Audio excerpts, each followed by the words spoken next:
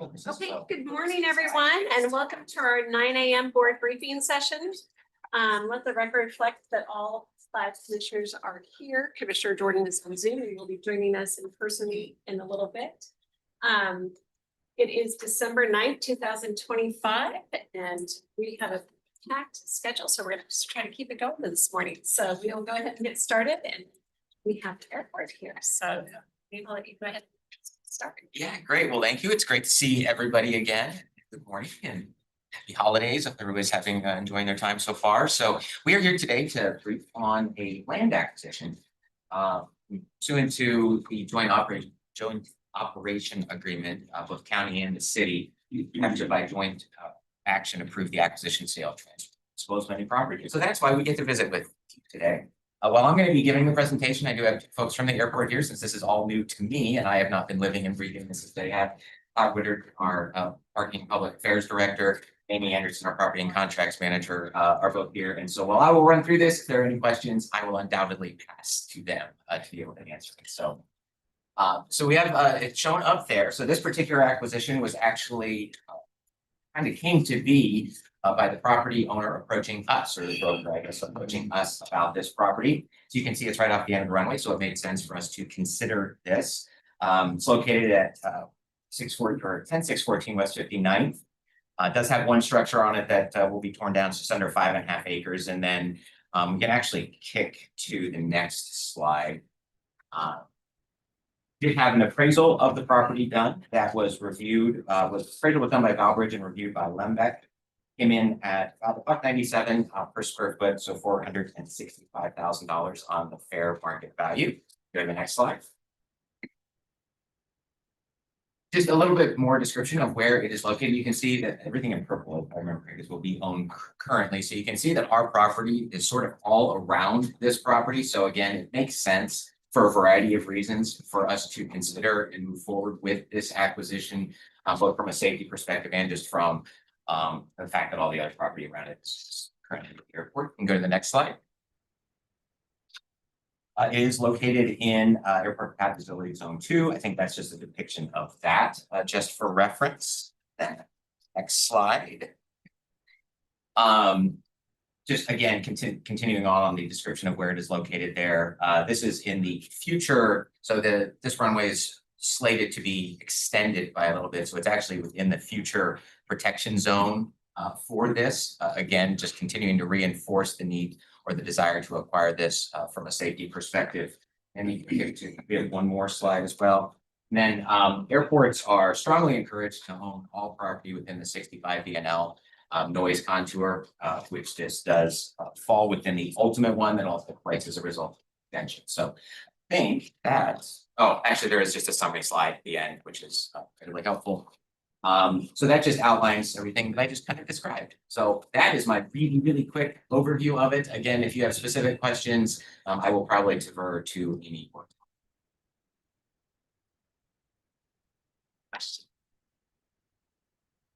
So you're just going to be the fair market value price is the price that you're offering. Correct.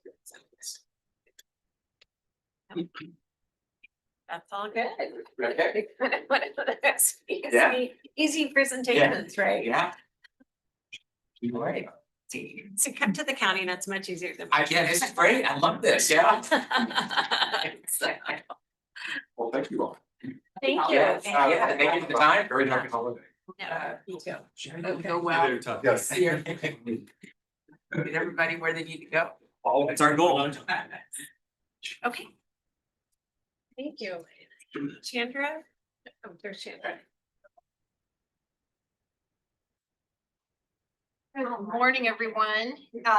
Before I give my briefing, I just wanted to say thank you to the board for the adjustment to our budget. The staff is grateful and I am hugely appreciative of your support. So thank you for that.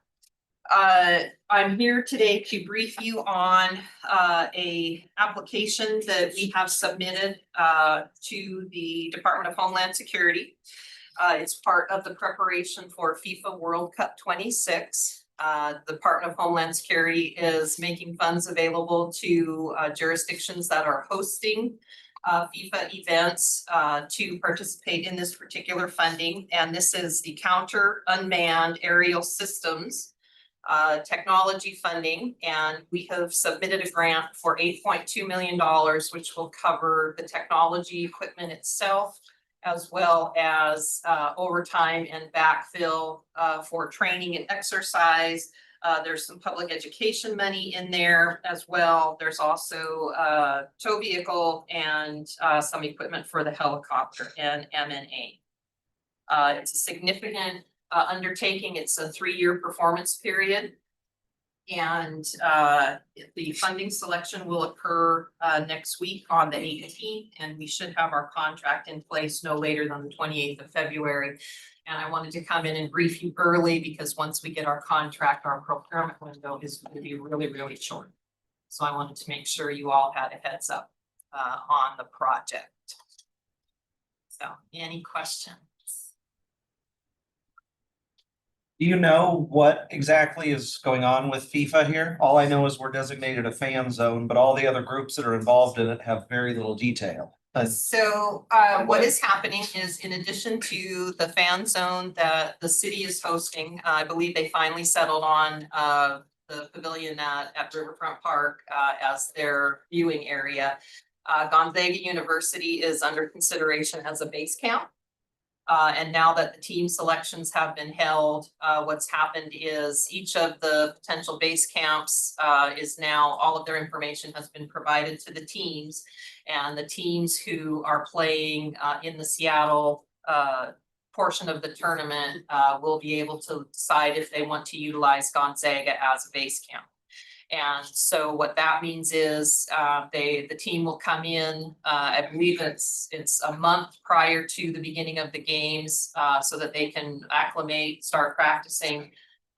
The Northern Quest Resort has been designated for team housing, and that's about all we know right now.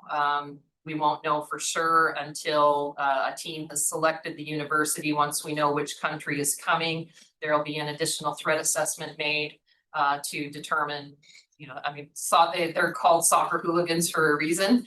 And then of course we have political ramifications with some of the countries that are involved in the tournament. If Spokane isn't chosen as one of the, what do they call it? Base camp. Yeah, if we're not chosen as a base camp, we're still just the fan zone. I mean, how will this equipment be utilized in relation to the FIFA stuff? So part of this ask is, this was a direct request from King County Sheriff to the Spokane County Sheriff's Office, supported by the state of Washington. And basically what they want to do is leverage this funding opportunity to create a statewide capability. Spokane County Sheriff and King County Sheriff are the only offices within the state that have an adequate air support unit, that have the air capability to really leverage this technology. And so this provides statewide capability and statewide coverage. Part of this is the commitment of the Sheriff's Office to provide the capability to other counties, for special events or significant incidents to provide support. Okay. You guys see this as beneficial? Oh, yeah. Yeah, We're here. yeah. But I think the whole national counter UAS protocol, I know some folks back east and they said it was the quickest ramp up of any program on the federal side they've ever seen like this. They basically within 6 months went from being on the board for discussion to now they actually have a counter UAS school down in Huntsville, Redstone Arsenal. It happens to be right next to the National Bomb Squad training facility. So it'll be standardized training. There's only going to be 4 operators in the state of Washington. We'll have one of them, which is fantastic. We do get called to assist other counties and jurisdictions in Eastern Washington because we are the largest and have a lot of resources. And that's the other the 3 agencies that supported us, the WSP, King County, and Seattle PD. They're very supportive of our grant application. So I think it's good collaboration for sure. So. It's going to be important going forward. The threat from the UAS it's only increasing. So it's going to be an important capability for us to have. Especially given how many large outdoor events we have in the county. There's.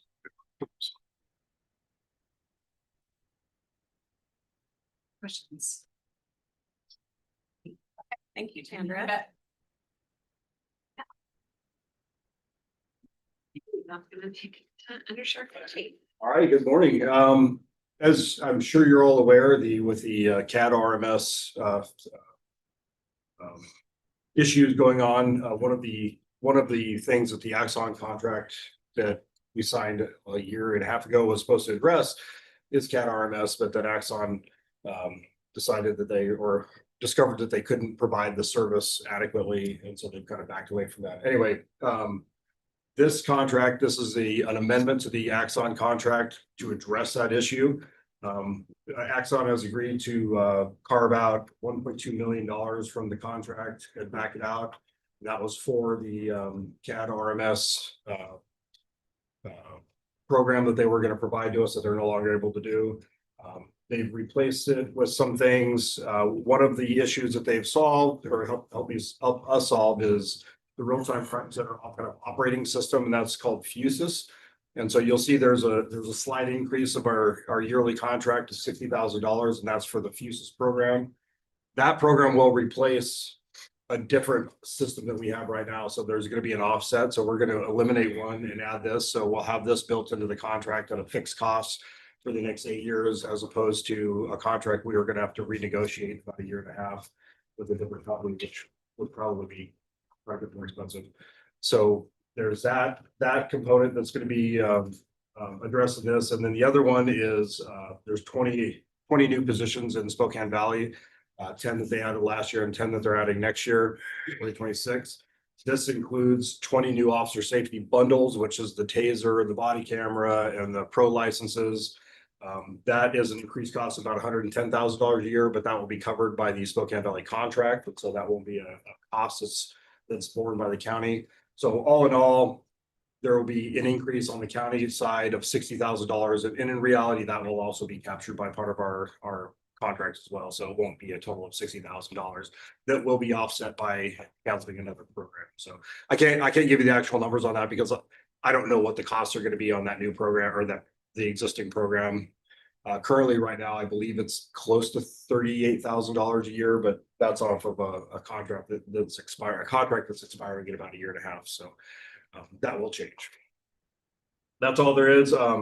This is technically a new contract, and so I wanted to brief the board. I've gone to purchasing and legal, and they don't believe we need to do an entirely new, procurement process for this because it's a new contract, but it's an amendment to an existing contract. And so as soon as if the board's comfortable with this, they'll send me the new contract, and I'll hopefully get it signed before the end of the year, so we can implement it starting January 1. So I'm assuming that you have been coordinating with Shrek with the whole hexagon, the whole revised timing for the rollout and all that kind of stuff, or have you had an opportunity to do that yet? I have not, because I think that's something that Mike is going to be talking about here shortly, because this carves all of that stuff out of it. So this is just Axon and evidence. It does nothing to do with our CAD RMS system. Unfortunately, I mean, honestly, I wish they could have done it because it would have made a lot of conversations a lot easier. Yeah. I've been working on this for about 4 or 5 months, trying to get them to, assign a number to it. Because what Axon does is it's kind of like buying a car or something like that, and they throw a whole bunch of warranty stuff in and bundles in, and then you ask them, well, I don't want that particular piece. How much does that cost? And they've got to kind of figure out a cost for it because it's in part of a bundle, and so it's been a challenge. But I think 1.2 million, from what I can tell, is a pretty fair number for the cost for what they were going to charge, and it does help us address other issues. Oh, and they're also, I forgot to mention, and I sent the entire quote, which is very difficult to read, but they're also increasing our pro licenses by 15 at no additional cost. So We are saving probably about, we're getting about $2.5 million in value for about $540,000 over an 8-year period. Thank you.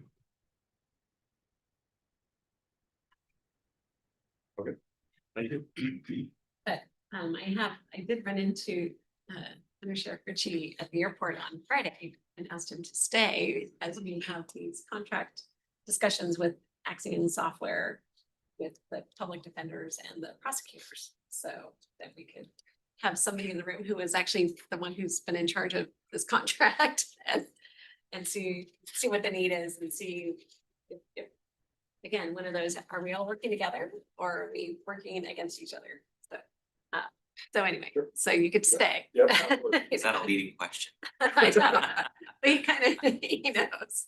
I'm like, I don't know how much it is, but I want you to be here so we can talk to him because I. You've seen some things over the years, Yeah. maybe. Exactly. Well, and just, since he's been the main contact with Axiom, it's like, yeah, let's see if we can bundle or not and make it. Yeah, I reached out to Axon about that and we got some answers. so- Okay, so we'll see what their Yeah. comments are and it'll be good. So. Okay, so then that takes us to Under Sheriff Kinstead. Yes, and I believe Scott's on. Yeah, Scott is on. He asked me to come today to have another some conclusion to our discussion about the RMS decision we all have to make. We did have some good news. My understanding is that the city is going to use Hexagon CAD. It was a change. That was an unsure thing. I believe at the Shrek meeting last week. we talked about that. So as far as RMS is nothing has changed. We're still where we were weeks ago when I came in. There were some slight adjustments to the numbers in the positive for us. Scott and I were talking.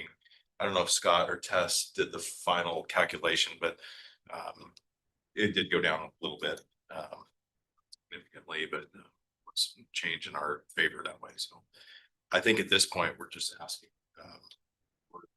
It is good to move forward with that contract. I'm not sure So what's conversation. moving forward with the contract, but keeping the city as the one who's managing the RMS system. That's kind of- No, what it would be is county IT currently runs Tyler New World. They would be running the Hexagon system, just like we do Tyler New World right now. Until such point that Shrek feels established enough in a new building, all the new things they have going on, and maybe in a couple of years, switching from county IT over to them. And then the cost sharing to maintain that would adjust as well, but essentially the county IT is on board with helping with the build out. We had a really good meeting with National Public Safety Group. They are currently the project management team for the CAD project. So they would have another person on that team that works together, help us with the RMS project. So they're moving somewhat in sync. That's really good. Additionally, they have some people on staff that have worked in some of these businesses that know the best ways forward to get us where we need to be. So yeah, everything seems to be moving forward in a good direction. Scott, I don't know if you have anything additional to add to that. Just a couple of additional clarity. This is the actual purchase of the contract would occur with Shrek. Shrek's the one who has the relationship with Hexagon and is able to utilize their previous RFP that they went out with for us to be able to piggyback off of that. And then what the county would do is enter into an interlocal agreement with Shrek. And that would be for the acquisition of it. It would be hosted by Shrek. And as Mike intimated, our IT team at the county would take the lead on it because they have familiarity with the existing system themselves. We would partner with National Public Safety Group. I can't recall off the top of my head how much that is monthly. It's a up to amount over however long it takes us to implement it. I want to say it's is it like $15,000 a month, Mike? 14,000, something like that. I think the overall projected was about 400,000 for that project management. Yeah, and that's really if it took, I think they were projecting multiple years, which we don't think it's going to take that long, but we wouldn't commit to the entirety of it. It's a monthly amount. And then, yes, as Shrek gets past their moving into their new building, changing the new telephone system, implementing the Hexagon CAD system, they'll begin learning kind of alongside of the county, and there would be an envisioned handoff in the future for Shrek to fully host it on their own. The costs that we have right now are represents a 10% discount, and that's good until the end of the year. And I believe Mike's gotten emails and confirmation from Hexagon that their price, the 10% discount, goes away at the end of the year, and their stated annual amounts for the implementations are going to go up by 5% for the prices. So there is a little bit of a time sensitivity on this one. And our legal team has been working on developing an interlocal agreement. Matt's team, Wes Zickow, and has a template that's been developed, and we're just going through some iterations of comments right now.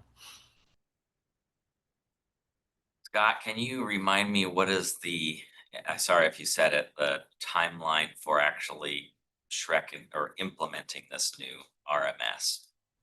Well, Mike, you probably know this better. I think they said it could be up to 2 years, but they believe because we're already have some familiarity with the Hexagon platform and National Public Safety Group, that their belief is we could shorten that implementation timeframe. But Mike, you might know better than I do. Yeah, a great number would be 12 months. They said that would probably be a little bit unrealistic. They didn't think it would take 18 months. They're going to say 2 years. We're already working in our systems and adopting things and changes in that framework of how their systems are built already.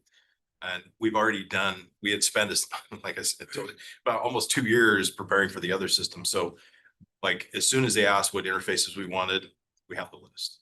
Like we have everything kind of ready and waiting to get working on the new project. Some of that 12 to 18 months or even 24 months in project timelines is meeting people and talking about what they want to do. We're well past that. We're already into it now, so that will definitely shorten that time frame. Then during that implementation period, the new world remains, right, as the RMS. Right. Yep. And then just to share, after your last presentation, I reached out to the city and it's my understanding they are planning to go with Axon for their RMS in the future. And I asked them if the two RMSs can communicate or share information. And the answer I got back was, sounds like there could be a data lake built. I'm just wondering if that matches your understanding, if you have any additional information on the ability of those two to share information. We've been told that they can, in theory. Our data sharing agreements with the city have always been good. I mean, we've always had that agreement, our network capabilities. I would hope that they could. In talking with Hexagon, they believe they can. If the city from the Axon side, or the Axon RMS side believes it can, I think we can. Making the interfaces for these systems is easier nowadays because they're building off similar advanced framework rather than the old days where they're literally writing a code by line in the code. We're kind of past that. So to our advantage. Another good thing that's happened, I guess, good for some, maybe not for others, is that delaying the implementation of Hexagon CAD from this spring to next fall gives us more time to deal with when that gets flipped on, how we're going to write reports and whatnot. So it definitely gives us kind of some relief there, but it doesn't change the decision about getting working on this project as soon as possible to lessen that window of running on 3 systems. Well, that's encouraging that everybody seems to think it can be done. It's just a matter of the body of work, I guess. It won't be the same as all being on the same system, but yeah, it'd be nice to get it talking as much as possible. Scott. Yeah, a couple things, as Mike mentioned, there is some benefits for moving out the CAD implementation because it shortens the window between having RMS ready on the new platform with Hexagon and the CAD platform, since there is some pushing of data and auto-populating the system. So it does actually benefit us. I think the amount that we got, the updated amount, Mike, was about $75,000 less, somewhere around there. Went from like 297 down to 29. So as a reminder to the commissioners, the county's portion was right around $1,070,000. So it's going to be a little bit south of there now. And this is one that we talked about as part of our capital planning as well for this year.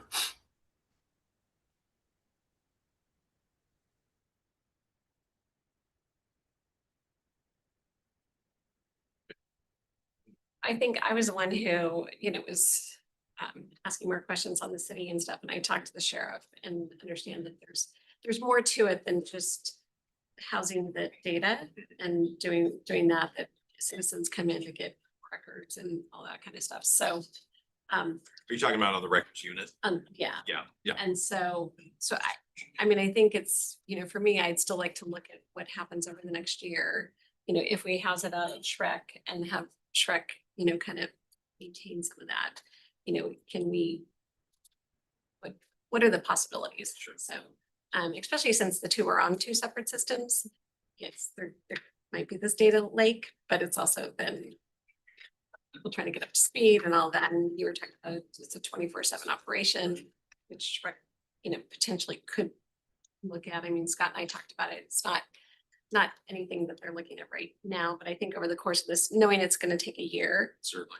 gives us the opportunity to look at what options are. So I think that was part of, my concern.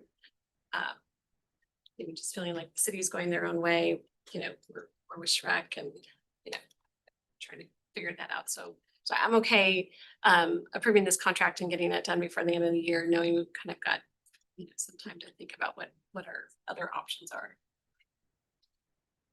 Yeah, it's definitely one part of a much bigger, everything we do is one part of a much bigger Yeah. system. And when you change one, there is a ripple effect on everything else. So some were very cognizant and paying attention to that. So any surprises? Yeah.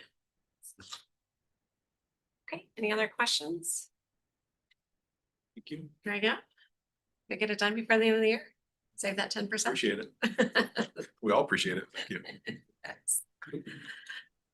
When's the next meeting? Yeah. That'll be the last meeting of the year. No, it's not the 19th.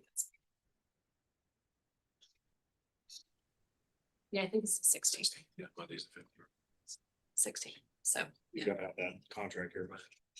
yeah, it's gonna be on the agenda for that Tuesday, but it will be agreed. Yeah, we can, discuss, everybody to get that going. Yeah, it's just making, you've already gotten through with Chris Anderson and all that, Yeah. so. So when we sign the contract, are we expecting most of the costs to be in 26 or some to be in 27 as well? I was trying to look at the numbers on my phone, but they're like reverse dark and I can't tell. Tessa, do you have that? I can't read it. It's my phone. Do you have that calendar, the schedule? I was just wondering for budget Yeah. purposes. And the milestone. Yeah, the Kind of like milestone. we have more time to Yeah, implement it. I to think get it was like going. 1.4, 1.2 next year. 1.3 almost next year in 2026, 1.4 in 2027, and then like 145,000 in 2028. So that must be kind of retained as your tail end payments for final delivery. But if the project is finished in a speedier timeline, then all payments would probably be made by the end of 27. And it's set up that there's deliverables. Yes, yep. It's payments on deliverables. And so there's kind of upon execution of a scope of work, there's a first initial payment. And the scope of work is being finalized right now. through National Public Safety Group. They've already started working that with us in preparation for this because we knew we were in a short time. Thank you. Right. Thank you. Yeah, thank you. Appreciate it. See you. Call in and get to the contract discussion. Preston, here.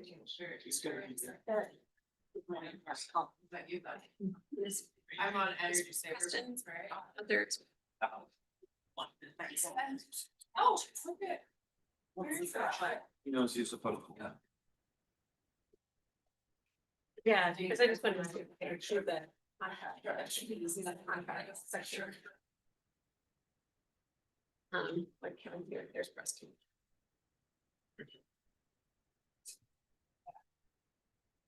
So I'm gonna, on the agenda, since both of you are talking about the Axion contract, Kevin's here from the Sheriff's Office who deals with Axion on their contract. So I thought we could have that discussion first. See, since everyone's doing these individual contracts, if there's a way to bundle our contracts and maybe get it cheaper. Just a thought. We need to leave and let them. find out.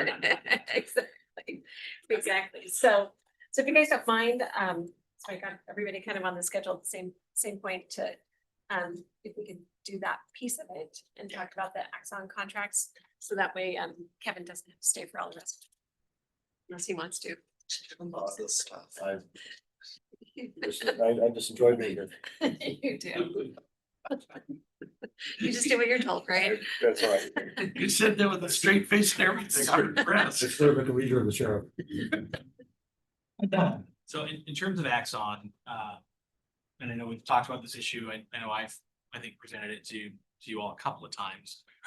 Part of our budget request for next year, we had built in the idea that we would lose an FTE if we could engage in an Axon contract. So we currently don't have one. So the prosecutor's office has spent zero money on Axon, and we are the primary, well, we're the end user of that product. And so the sheriff's office, SPD, all these different agencies have gone to Axon, and we've only had the free add-on. When law enforcement uses Axon, Axon, part of their contract allows prosecutors and defense to get a free product, essentially, access portal. And that's all that we have. And so that's what we've been utilizing for the last 4 or 5 years that we've been under Axon. But it's created issues for us in terms of discovery. So one of the things that's become readily apparent is we cannot see when law enforcement drops in additional reports. So for the sheriff's office, whenever they open a case, what Axon does is it creates a separate file. So that file then becomes the case number that the prosecutor is using. And so initially we wound up in knots, and defense was making, allegations that we're hiding discovery or not providing discovery, which in many cases was true, because we could not see the additional things. Because once that file is made, the sheriff's deputy or the patrol officer, as they're adding files into their case number, it doesn't get pushed to the prosecutor. So that's a flaw. Axon, of course, for the low fee of $1 million over 8-9 years, can fix that for us. And it will allow us, if we have this program, to see what they're uploading into that report number. Presently, we can't do that. So right now, our paralegals are sending dozens of emails and phone calls to the tax on the sheriff's side, the SPD side, or other agencies saying, hey, can you please push through and keep pushing through these documents? So it's really resource heavy for our staff, resource heavy on the law enforcement side to get that information. And so initially, because we were used to practicing under a different system, my DPAs would represent, nope, you've got everything that we have, which was true in that we shared everything in the file that was shared with us, but we're also imputed to have what law enforcement has. And so we've had several circumstances where we thought we had a complete file, but there were 500 additional things sitting in a separate file that never got pushed through. And we talked to Axon, we met with the sheriff's office several times to figure out, hey, what can we do here? Axon said, well, this is a nationwide issue, which is why we created Axon Justice for prosecutors and defense. And so if we get the Axon Justice program, our staff can actually fulfill our discovery obligations, which right now are very frightening, to say the And from the prosecution perspective, we have the burden of proof. We also have the burden of providing discovery to defense. And right now, that system's kind of broken and we're reliant on human links in between to make sure we're constantly asking for that info. Whereas with Axon Justice, our team will be able to pull up a file and say, hey, I have these 80 items, but I see there's 180 items that haven't been pushed through, and I can just request it through the system versus doing the human, chain link that we're doing right now. And that's dependent on everybody in each of the agencies doing exactly what they're supposed to be doing all the time. And so it's more problematic on the patrol cases. So if you're a nighttime patrol officer, you make an arrest, you make your charge, you submit it to the prosecutor. Well, investigation on that case might not be done. A search warrant might get done the following week, and then a follow-on search warrant, then additional reports. That patrol deputy is now off of that case. They're onto a new shift. So they're not managing that discovery. So we're winding up in situations where defense is validly making arguments that a discovery has not been shared, and we're just blind. We can't see it. So it's abundantly clear to us and our team that we definitely need the Axon Justice program so that we can effectuate our discovery process. And so that's why, we're asking for that to move forward. I know we had briefly talked with the sheriff's office about the ability to bundle, see if there would be a discount. But I don't know that we ever got an actual quote.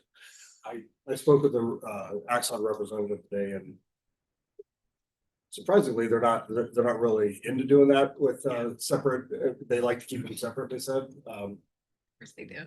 Right.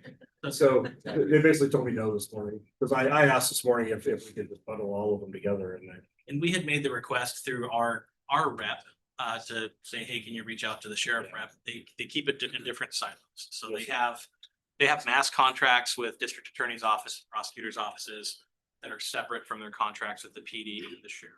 So their concern was, I think, when you bundle it together, and we did hit a catastrophic situation potentially, they lose all of their clients in that locale versus maybe one individually here or there.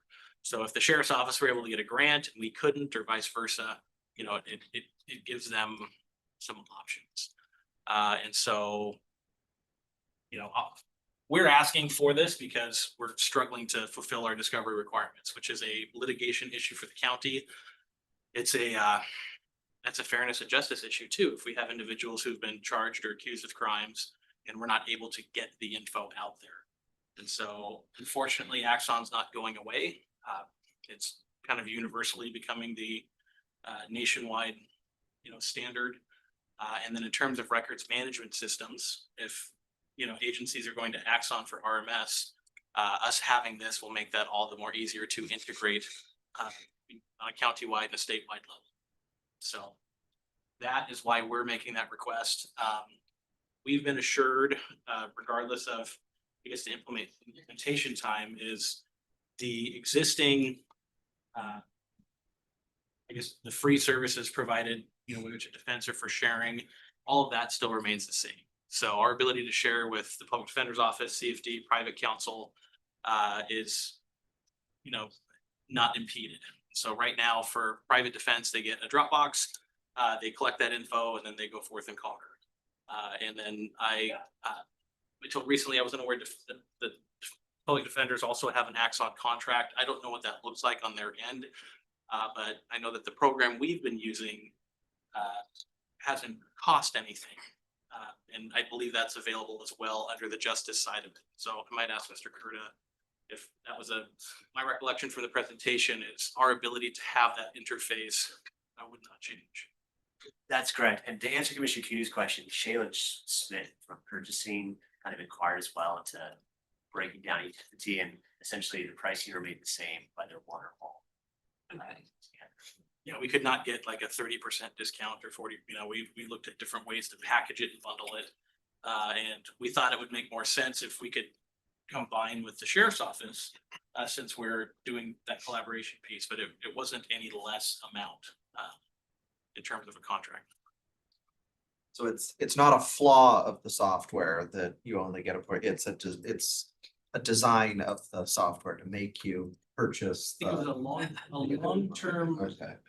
plan from Axon. course. So when they did the They presentation. know what they're doing. Yeah. Get you, and then Yeah. the rest of it's come. Yeah. And they've had. I mean, they've done implementations in really large jurisdictions. I know they talked to us about Baltimore and showed us some of their numbers and how they're integrating and using, you know, these systems. But we had asked repeatedly for the last, I guess, since I became the chief criminal deputy, I reached out to Axon and we had a meeting. And I said, can you just allow pass through from law enforcement so we can actually see what's going on? And they said, no, that's not available. They hadn't rolled out Axon Justice yet. And so as we've kept making these inquiries, we've had SPD, Sheriff's Office make the inquiries. They came out with, aha, we have a solution. Here it is. So that's why we're here making this request, because it is necessary for us to fulfill our discovery obligations. Because what we're doing right now is, as our colleagues can attest, is not satisfactory. And Preston, is it accurate to say it's a request to approve a contract? It's not a request for any more money? Correct. Correct. So we're asking for the contracting authority moving forward to engage. I think it's a 108-month contract. So we did. It mirrors our contract. Yeah. Yeah.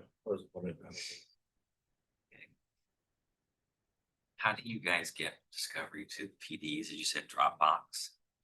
So with PDs, because they have I guess you have both, right? So they have the free version, but also I think you pay a fee right now for an a la carte fee for certain things. So it's just, yep, it's a share through, which will dovetail into our next discussion about the case management system. Because it previously used to be we could share everything through our case management system, but right now we're sharing through Axon. So they have an Axon or evidence.com link that they can open up, and they each have profiles. They're able to view that discovery.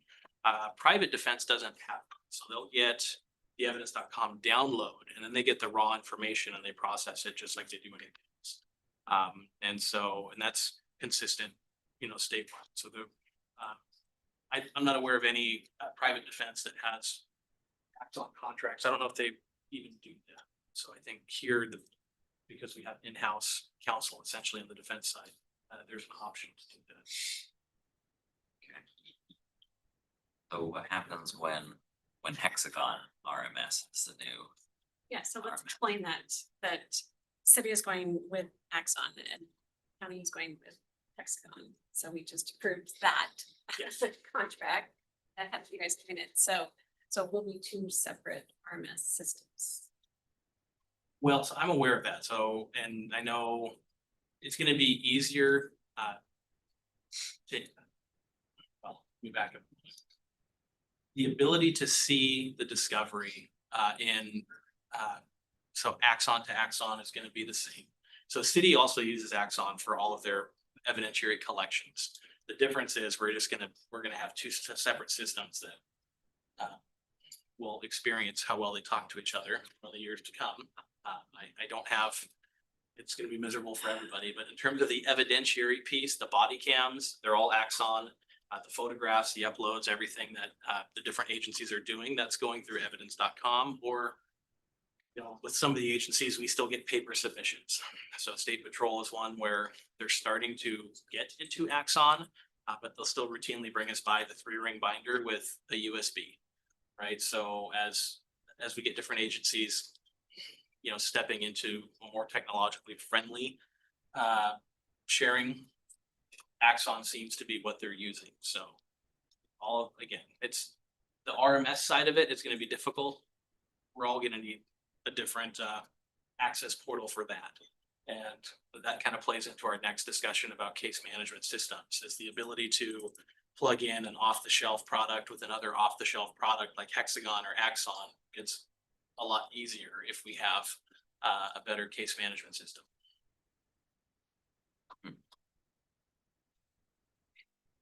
So Colin, do you want to talk about what you guys are looking at with Axiom? Sure, it's similar. So Preston sort of set the table for it. He's right. There's a discovery process. Obviously, you guys are aware of that. We receive it from the prosecutor's office after they receive it from law enforcement. My understanding is all the law enforcement agencies in Spokane area use Axon at this point. So compatibility wise, that makes perfect sense, right? So we would need to view all that discovery, review the client.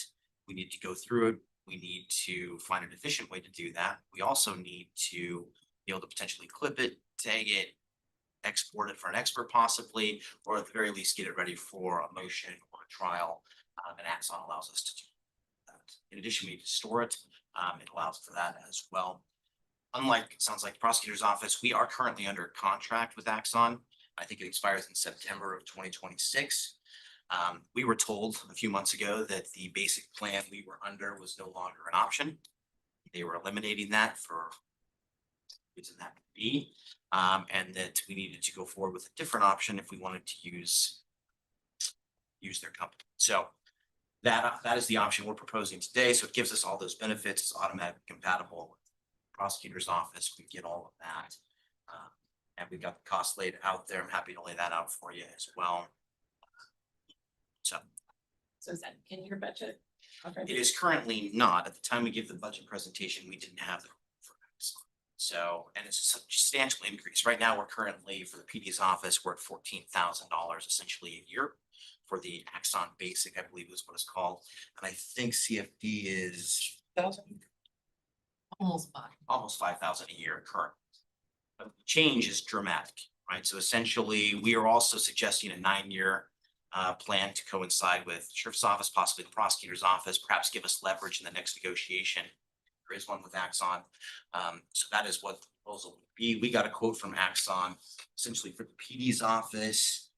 It would be $1,365,000 essentially over a 9-year period. The first year would be about $121,000. So a substantial jump from the 14, and then it goes up per year a little bit. And that's with tax. That's what we got in CFD. Your numbers were, I think Diane and provided to me, looks like $202,000 essentially over a 9-year period, about $22,478 a year. Again, it's not the first year, that's the average. Now, we were able to talk to Axon and bundle, I suppose, for whatever that's worth, and get a 10% discount. So that is the with the 10% discount.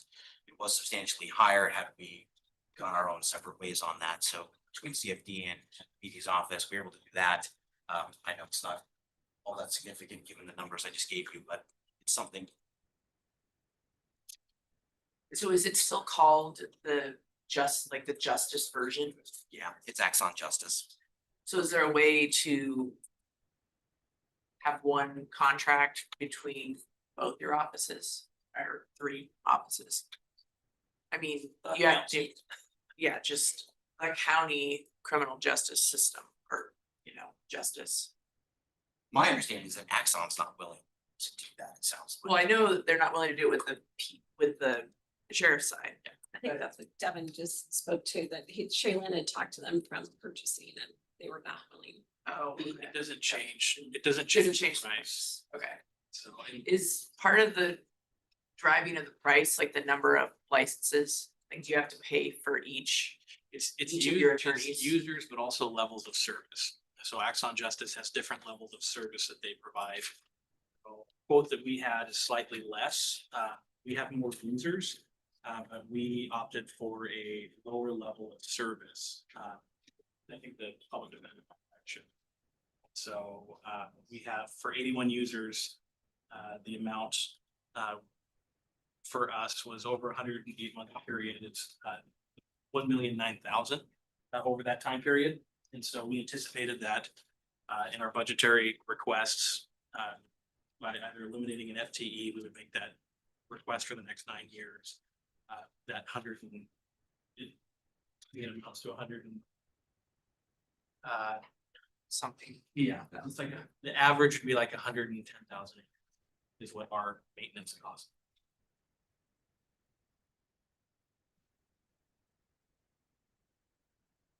So how much is the Axiom contract with the sheriff's office It's about 1.4 million a year, a year? Yeah. So, but that's for 320 pro licenses and 264, pro bundles with tasers and everything. So it's much more. Because the tasers and everything on the sheriff's side are linked. And so whether anytime you have a deployment or anything like that, it's taking the statistics and data and they're getting the actual product in the taser and the body cam as well. So there's a lot of different facets, and the sheriff also has additional, I guess, savings built in. So sometimes they get credits or savings. So we also have the 10%, discount from Axon, but I tried for several months at working with the sheriff's office and or SPD to see, can we just add our 81 users to them and have the one contract? And they wouldn't do that because the products are slightly different. So Axon Justice is directed purely at the lawyer side of it.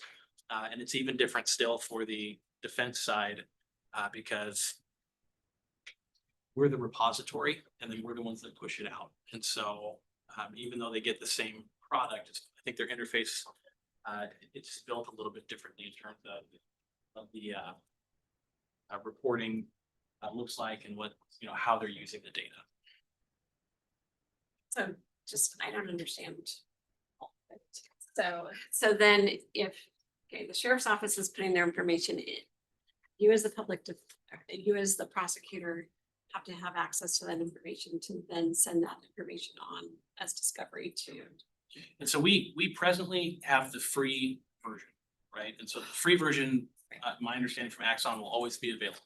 So I'm just trying to figure out, if you're sending on the information, the discovery information, if we upgrade you, and you're sending on the discovery information that should provide everything, and you're giving that to the public defenders, do the public defenders need, and I'm just asking these questions so I can understand, do the public defenders need Axon? I think we would have different opinions on that. My opinion would be no, that they would not need Axon. Because again, and I don't look at this, and perhaps Colin and Victoria have, I think it would be probably on the rare side that we have a full service contract for Axon for public defense, and we don't presently do it with any private lawyer. We don't presently do it with, the private bar at all. So the issue for us is our ability to see and share. So that's where we're struggling and or failing at times. So on the defense side, as long as they're getting the complete product and we're able to run the correct reports and the audits, my opinion would be that they do not need the full program. They would still get the free follow-on program that the prosecutor's office is presently using. But in terms of the editing and issues that they have there, I believe there is a need for that. I know we presently pay, because we only have the free program, we presently pay, I think, $5,000 to $10,000 a year for CaseGuard to do video and photo editing. And so we have 2 licenses, I believe, in our office for the ability to clip and cut. So we pay a separate a la carte because we presently don't have that ability and option in Axon. And it's exceedingly difficult because as the state, we have the burden. We are the ones presenting the evidence, creating the product that we're presenting either to the court or to defense. And we are doing it kind of a la carte right now, across an office of our size. And we would be able to continue doing that if we had confidence that we're actually getting all the info. And so without Axon Justice, we, in my opinion, can't meet that obligation because when. Okay, so I guess my question is, if you have Axon Justice, and you have access to that, and go to the public defenders to say, what is the needs, if the prosecutor's office gets that? We just went through the budget process, so we're not looking to add to our costs. And so anyway, so if you guys can explain how you need it. So one of the things that we've been benefiting for the last 5 years with the contract that we have is we have multi-cam playback. So an attorney can actually watch 4 different body cams be played at the same time, which is a huge saving to attorney time. And I know the county is in talks about doing case studies and time tracking studies for the attorneys. This will quadruple the amount of time they're spending watching body cams in and of itself to not continue to have an Axon contract. Something we do not have now that the new contract provides is AI generated transcripts, which I believe the sheriff's office already has, and I think some of the agencies already do. And so that actually generates an AI transcript of what's being said in the body cam, which also speeds up the amount of time needed to review all the discovery that was received through the Axon program. And it also assists when we are having that shown to our clients. I think we've talked about how everything the attorney reviews also has to be played or shown or reviewed with our clients as well. And so that's usually falling on the attorney and staff. There's third-party playback video and transcoding. We have to be able to make clips and markers, as Diane was mentioned, or it's in the briefing that we provided for redactions and different things that we have to send to our experts who need to look at different pieces of discovery in order to assist us on their case. For trials, we have to have the ability to make clips to use as exhibits, whether it's in trial or in motion practice. We need to be able to make markers, which allow us to go in, or if we have an intern who's looking at something first, they can actually mark different things within Axon to then kind of draw someone's attention to it, like, hey, focus on this area. As that allows us also, when we're preparing things for motion and trial, to not have to rewatch the entire video again, because we can go to those areas that have already been highlighted. An additional thing is that we have retention requirements for our clients who seek discovery later on in their case, even if their case is resolved for years down the road. There's been some case law that actually generated out of Spokane that says the defense attorneys, we have a duty to provide that to our former clients. And that includes when they're wanting body cams, photos, different things that were provided to us as digital discovery. And so we have to be able to store all of that. So that's another benefit and thing that we've had through Axon for the last 5 years. The jurisdictions that are currently using Axon that our cases generate from include the Washington State Patrol, the Spokane County Sheriff's Office, the Spokane Police Department, the Spokane Valley Police Department, the Arrowhead Heights Police Department, the Cheney Police Department, Eastern Washington University Police Department, Kalispell Tribe Police Department, which is through usually Northern West, Liberty Lake Police Department, and then the Washington Department of Fish and Wildlife. So all of these agencies contract with Axon, and that's how we receive all of our discovery from them. Additionally, when we receive things like whether it's from the casino or a business that is uploading their surveillance through evidence.com, because law enforcement gives them that link and they upload it, the Axon program allows the attorneys to open those, even though we don't have the particular player. So each business, sometimes has their own software that they've used, and so their cameras play a certain way, and we're not having to go around trying to figure out what we use to open something or receiving a bunch of data that we can't even open. So it's significant time saving for the attorneys by continuing to have the program. It's something they've been operating with for the last 5 years. To lose those tools is only going to actually increase how much time is spent on cases and lead to more burnout and job dissatisfaction. Yeah, and if I could jump in real quick on that, I agree with everything Victoria said, and that is correct. And if you want to go back prior to the 5 years when things were shared with multiple systems, it was cumbersome, it was time consuming, and it was still expensive. We just have to outsource it. We have to do it a different way, right? So our investigators get the information, and then now we have to figure out, okay, well, how do we make this a trial exhibit? How do we edit this? How do we transcribe this witness statement? How do we view it quickly? That's not a good way to do that. So time increases, efficiency decreases, and costs is still the same. We're still paying for it, it's just paying for it differently. So what we're coming down to is that you had a basic version. Now they're saying, oh, that version doesn't exist, so you have to pay for this new. Is everything that you're proposing what was included in the basic version, or are you making adjustments? Other than the AI and the unlimited storage, is my understanding. Okay. Other than those two things, but AI is what's happening, right? So it's happening in Westlaw and the legal research. It's what's coming next, and it does increase efficiency substantially. So one thing I will say, So really, you would have come to us about this because the basic was going away next year, is what you're saying.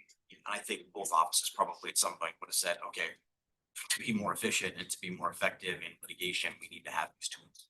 And as soon as we knew that the prices were increasing, we convened a meeting on budget. Jeff was there and just said, look, this is what's happening. It was kind of a shock to us. Clearly, it appears that Axon now has a monopoly and they are gonna use that to definitely increase their profit margin. But we brought that up after one of the meetings we had, the team meetings where we had about trying to figure out ways that are cost saving for the entire county to try to negotiate that. That's part of the reason we also aren't moving forward with, or asking to go forward with a 10-year contract, which was the original proposal. Because we want ours to mirror the sheriff's in case there is a change in the county or there is another, provider that comes forward that's gonna offer these same services that the county would do. Be full township. We don't wanna have it beyond what our. One thing I will say, and listening to that kind of explains a lot too. The benefits that you've all been receiving for the last 5 years, my attorneys don't have. We don't have multicam. We don't have the AI generated transcripts. So we've been doing all of that. We only get them if they're shared by law enforcement. And we've asked them to share that. One of the benefits, if the prosecutor's office does get Axon Justice, we could share the AI generated transcripts on the body cam when we share discovery. And so right now, presently, we only get them if SPD or the sheriff's office, it's a button each deputy or detective has to hit, share transcripts. And you know, my attorneys, yeah, they don't have the multicam option. I've seen that when I'm sitting at a detective's desk and they're looking at multicam, which is kind of cool. But you know, our 50+ criminal lawyers don't have that. And so, and you know, we process all the evidence. And that's a difficult, you know, problem that we have. And so it's abundantly clear, you know, again, on our side, the primary issue is our ability to see the discovery. And we've tried to work with Axon to say, can we just have that? Can we just buy that piece? And they've told us, no, the only way for us to do that is through this justice side of things. And so we're kind of over a barrel in that they do have a monopoly. And so, yeah, so we're kind of stuck. But you know, presently we are still fighting with like the third-party programs and things, which is why we have different subscriptions. You know, for cutting, editing, doing that stuff, because we don't have an Axon contract. We're just using the free version. So I think for you, it's already in your budget. So I don't think any of us are gonna have any question. We're just asking for the contracting approval. Yeah, so, I mean, it's just now that we just finished the budget and we've got to now look at additional budget that we don't have. So it's trying to figure that piece out. What Victoria said, I think is really important about having efficiency Yeah, and no, I agree. maximizing the amount of work that can be done with the time that we have. That's super important looking forward. I'm curious, do we know what the private contract attorneys are using to review body cam footage and look at cameras and process the discovery? Because they get the information from the prosecutor, we know what they're using. I don't off the top of my head. I know there's another software program out there. I think it's Justice Text or something. Something like that. That was brought up in one of the presentations we had, or by someone who did a presentation on different case management softwares. But it's not an Axon program, and so it's still having to pull from Axon and doesn't have all the benefits that Axon has. And we have not looked into that cost, so I have no idea what that cost is.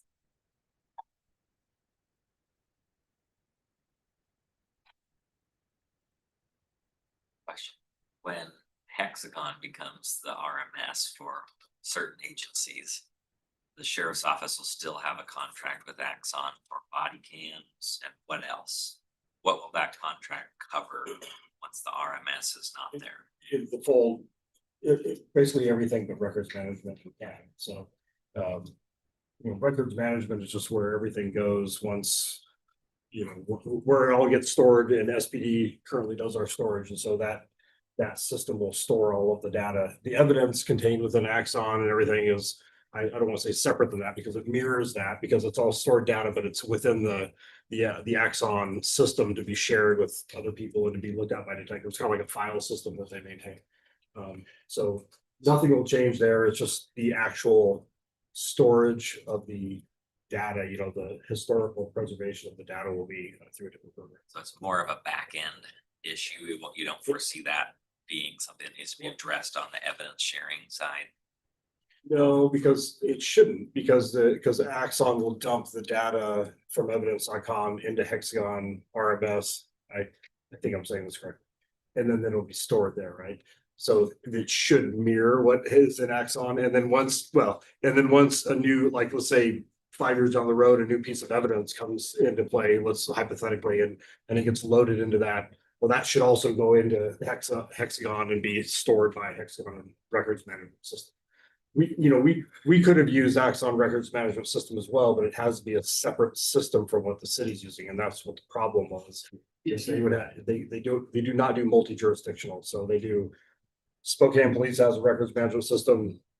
Spokane County has one, Arrowhead Heights has one, and so there would have been, all the agencies you named would have been separate systems that records would have had to log into, the full data from, and it would have been looking for it. So the size of the Axon contracts and its usage won't be impacted by Hexagon.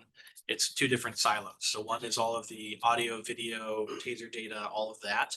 Whereas Hexagon's gonna deal with dispatch and then the written record. Right? So, and a lot of that will be generated by Axon in terms of reporting and coming from the terminals of the deputies or the officers. But the RMS side of it, the actual record management side, is gonna be our computer aided dispatch, our 911 calls, all of that stuff, and that doesn't presently go through Axon. So it's gonna be standing up a whole entire new system that they'll complement each other in the same way that our present RMS system does. That we have with alarms, but it will not diminish the need or the usage of Axon for any agency. Another advantage, I'm sorry if I another advantage, because you talk about the discovery issue, and one of the other discovery issues that we're dealing with is, and rightfully so, is a lot of the defense are issuing subpoenas to our Office for Public Records for these files because I think they're trying to, I mean, I'm supposing, but I think they're trying to ensure that they've received all of the information. And so by having everyone on the same system and ensuring that the information is being shared appropriately, I think I'm assuming we'll cut down on some of those subpoenas, which will in turn cut down on some of the work that we do on the back end for records management. Right. And right now, we're in the minority of jurisdictions when I've talked with other counties, state bodies.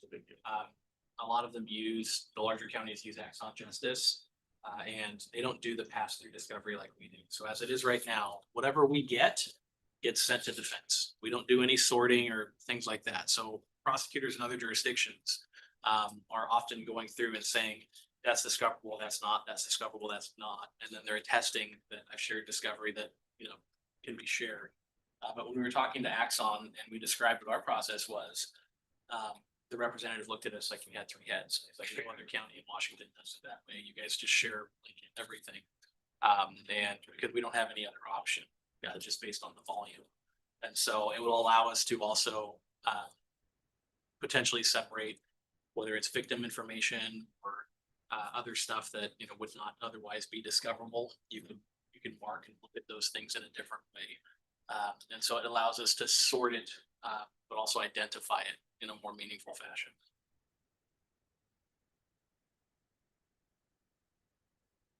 I just wanted to add that while I know the budget is an issue, and I'm not minimizing that, state's in a unique situation where they're able to not fill an FTE position to cover this cost.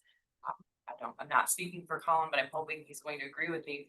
On the defense side, we don't have that luxury that everyone here is aware of the caseload standards, the need for attorneys is going to increase. So we don't have the opportunity to just be like, hey, I won't fill this FTE in order to have this, system that we need for the attorneys to do their job, because then that's less cases we're taking. And then those are more cases that are going out to private counsel. So things are going to cost what they're going to cost. And what is, saving the most money is keeping cases in-house and having these systems in place for the attorneys that we have. And continuing to try and recruit and retain for what we need now.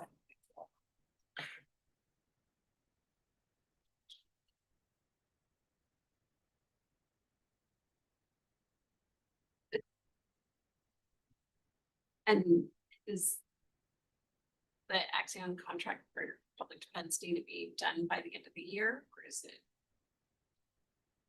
Or what is the status of that? Quote expires, but It actually goes through September of this year, our Axon contract, and Axon allowed us to not re-up our contract, kind of have a brief few months until we could get this issue determined. It will start in January if we were to sign a new one, and it'll go from January. Currently goes September to September. So you're good through September of 26. Correct. currently, yeah.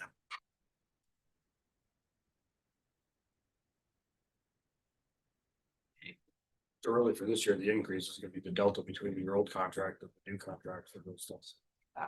This. Finish that old contract in your budget. The old country contract is in our budget. Correct. So it's just the difference between the two, which. It's significant, it's still significant, but is It's correct. it's not as bad. Yes. Okay. Okay, so any other questions on X? Okay. So we will let you go. Thank you. Just trying to keep us all on time and moving forward. And then, If I could just ask one question, if I were to clarify, in listening to what you both are saying, your primary values or what you benefit the most from your Axon contract, is storage, editing, AI transcript, multicam, playback, as well as the third party being able to drop in a Safeway security footage and then have Axon. For experts. and whatnot. Yeah, Those are the transcripts and then the stuff about like the third party, that's part of the new contracts. We don't have transcripts right now. right, okay. Well, Only if- you will with justice from us. Right. So, Right. We did not previously, so that's one of the increases there.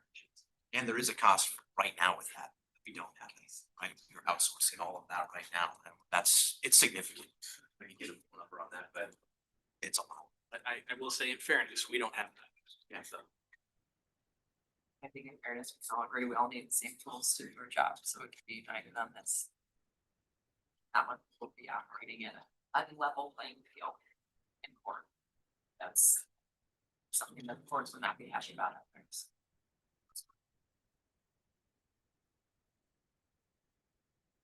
Can you say that one more time? The unlevel playing, one more time? If one side has more tools than the other, that's an unlevel playing field, and I don't think the courts would look at that as being a fair system. Well, it sounds like you guys have more tools than they do. So is it unlevel right now?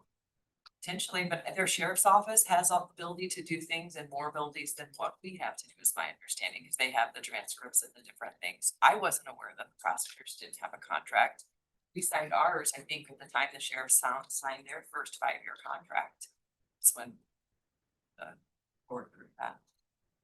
Well, and Commissioner, to your question, they have law enforcement that does their investigation. We're doing investigation in-house. So our investigators are primary recipients and beneficiaries of these tools. They're the ones using all of this the most, just as law enforcement does for the prosecutor's office. I just thought it was an interesting comment. I mean, these cases at their basis are unlevel to begin with. They're presumed innocent. They have to come in and prove the person is guilty beyond a reasonable doubt, right? I mean, there's an imbalance from the beginning. The person is presumed innocent. They have to then go in and prove that they're not, or that they did commit some sort of. I just thought it was an interesting comment that you made. So. we're gonna move on just so we can stay on time. So let's talk about the conflict case contracts. Yeah, and my understanding, Commissioner, this is just more formality than anything else. Every year we come before you talking about the private conflict contracts that we have. I can give you a quick update on that as well. We have added a few more, which is a good thing, to our list. And we now currently have 13 private conflict attorneys that will take cases for us. We still are hurting where we're needed folks the most. That is Class A felonies and felonies in general. At this point, we have 5 that are willing to take felony cases of the 13. We have 3 that are willing to take Class A. So still limited there, but it's improved. It's from last time we had this conversation. And we contract with them at a certain rate. Yeah, those rates haven't changed since our last conversation, a year ago, whenever that was. Yep. Okay. And are some of them, are they all individual attorneys or are some of them firms? All of them are individual attorneys, I believe. Yep. Cause you know, as we know, we're gonna get more, as we're seeing, the cases where we can't take on all the cases. Are there any firms that are out there that are looking at adding this as part of their? Not that I'm aware of. We continue to reach out to folks and there's obvious word of mouth, but at this point, given the compensation, we're willing to provide. Also, I think there's a lot of folks, individuals and smaller firms anyway, that are doing work in other counties. You pay a little bit more, and so, and they have a different structure. Yeah, I definitely heard that at the county leaders conference, that some of the outlying counties are, they're all contracting out and yeah. Okay, a little bit more. Stevens County, yeah. Their county, so, yeah. Okay.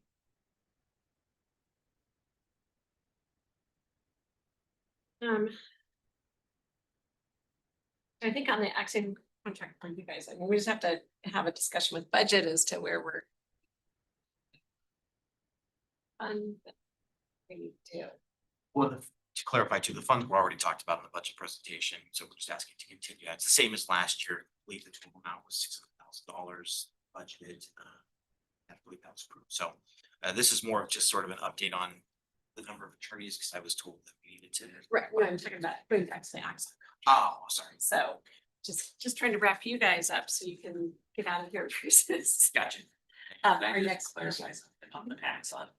I'm confused on the time frame. So September, you're good through September of 26 with your current system?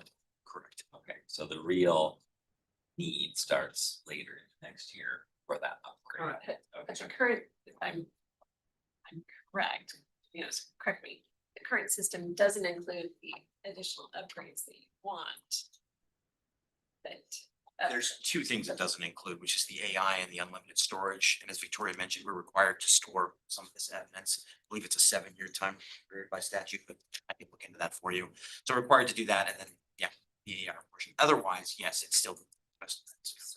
Okay, and so the AI portion, at this point in time, we could get through the discovery part, because if the prosecutors get it, or the sheriff's office can hit the button. We would be sharing transcripts. Whatever we get with the transcript would be passed on, so we'd be giving defense, which is what we presently do. So if one of them has a transcript with it, then that gets shared with defense as well. So. If we sign, they will give us those tools before September. So they're saying like, if they have a contract, we will start benefiting from the new tools without having to start absorbing the new cost until September of next year. So it's almost like we got like 9 months of this better system without it costing anything, so. So how much is the additional cost for 2026 then? I guess I was assuming that it was an additional month. That's just for the year. So I believe for us, it's like an extra 15,000. Just over. Just over 15,000. Is it till $15,000? For council for fence. Or yeah. Okay. There's. I don't know that. I've got it right here. It's about 110,000 plus. 15.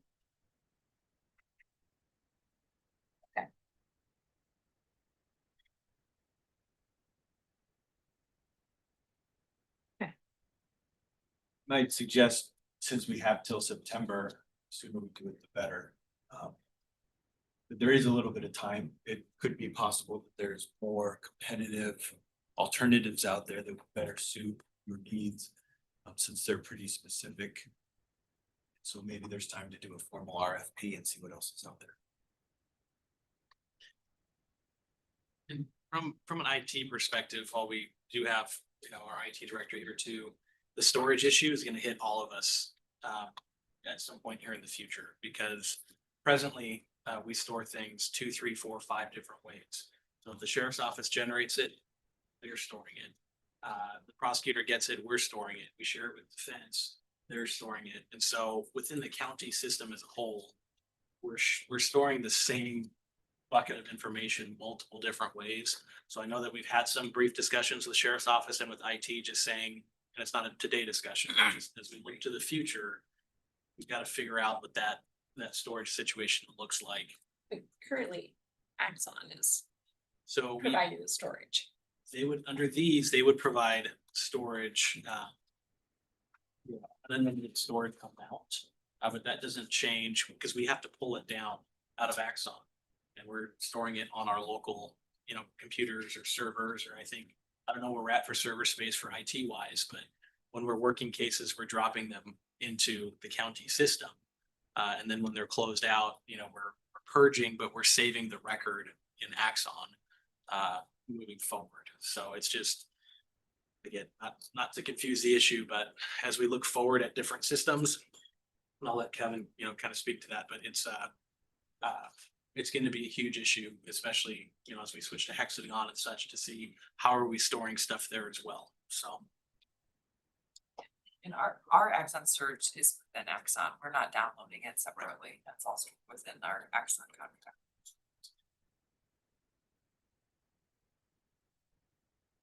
Thank you. Is there anything else you guys? Well, Madam Chair, you correct me if I'm wrong, but I thought there was the OPD grant.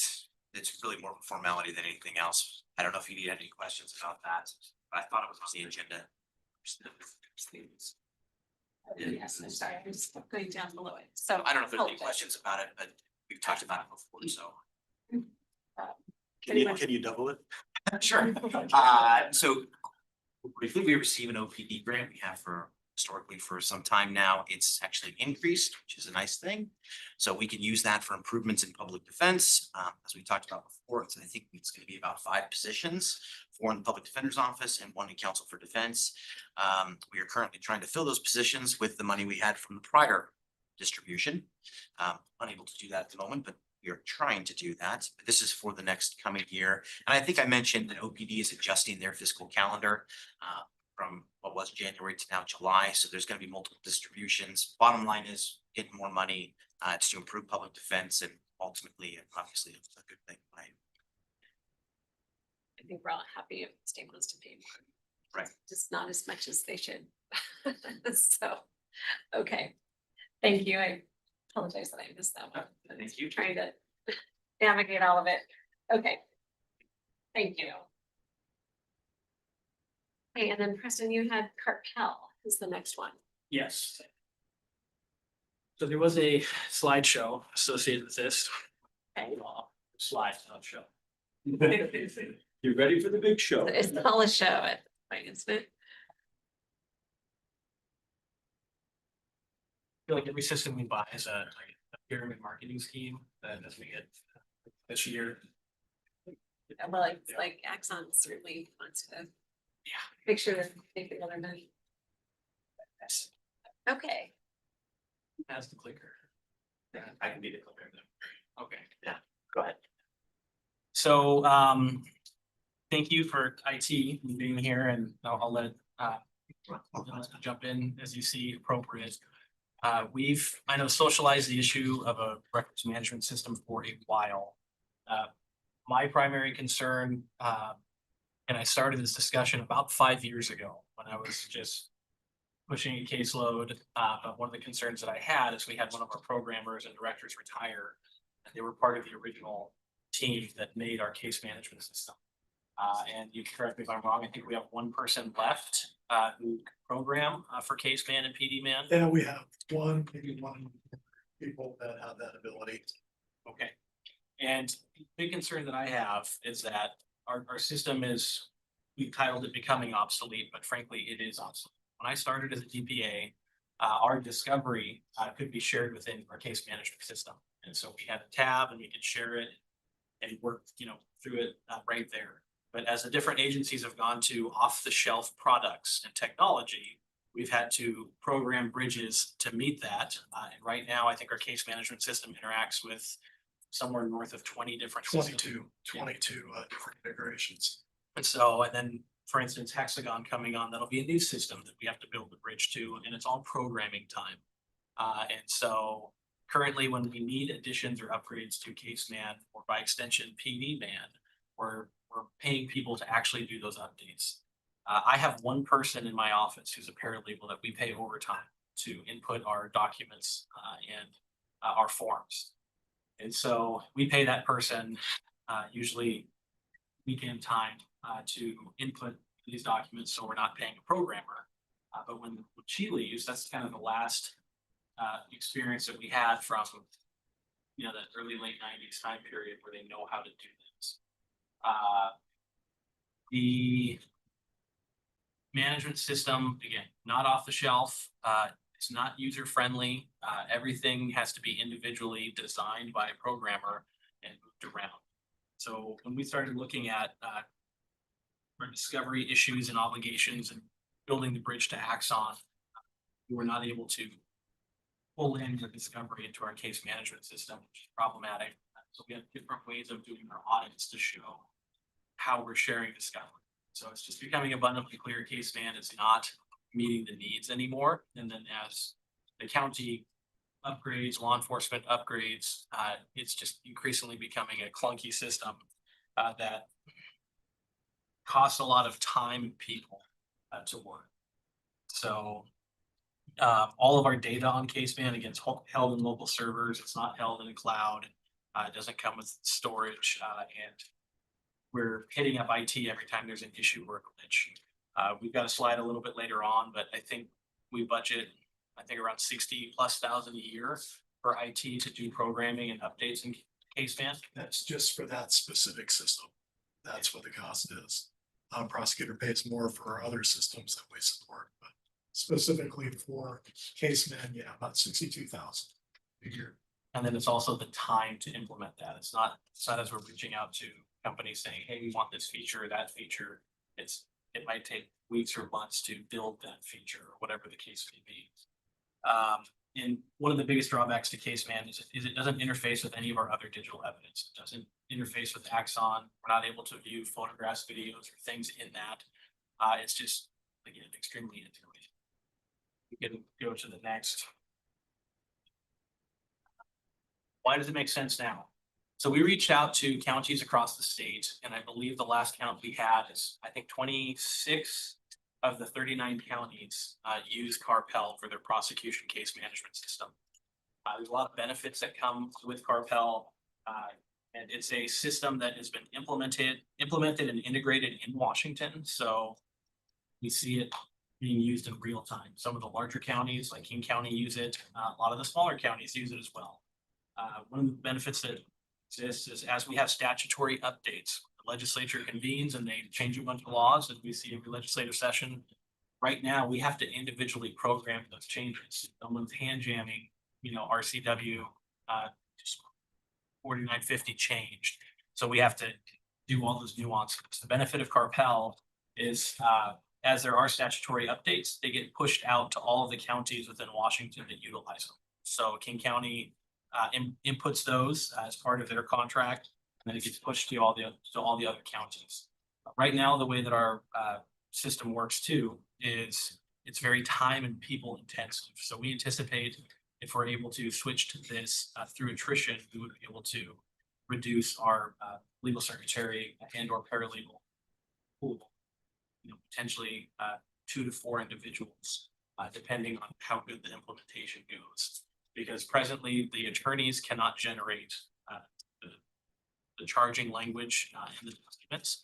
That has to be done through different support staff, and it goes through multiple different stations to actually input it. Another benefit of Carpel is as law enforcement are submitting reports and we're bringing them into our system, it'll auto-populate a lot of the data. Right now, we don't have that ability in Caseman. So it will increase productivity.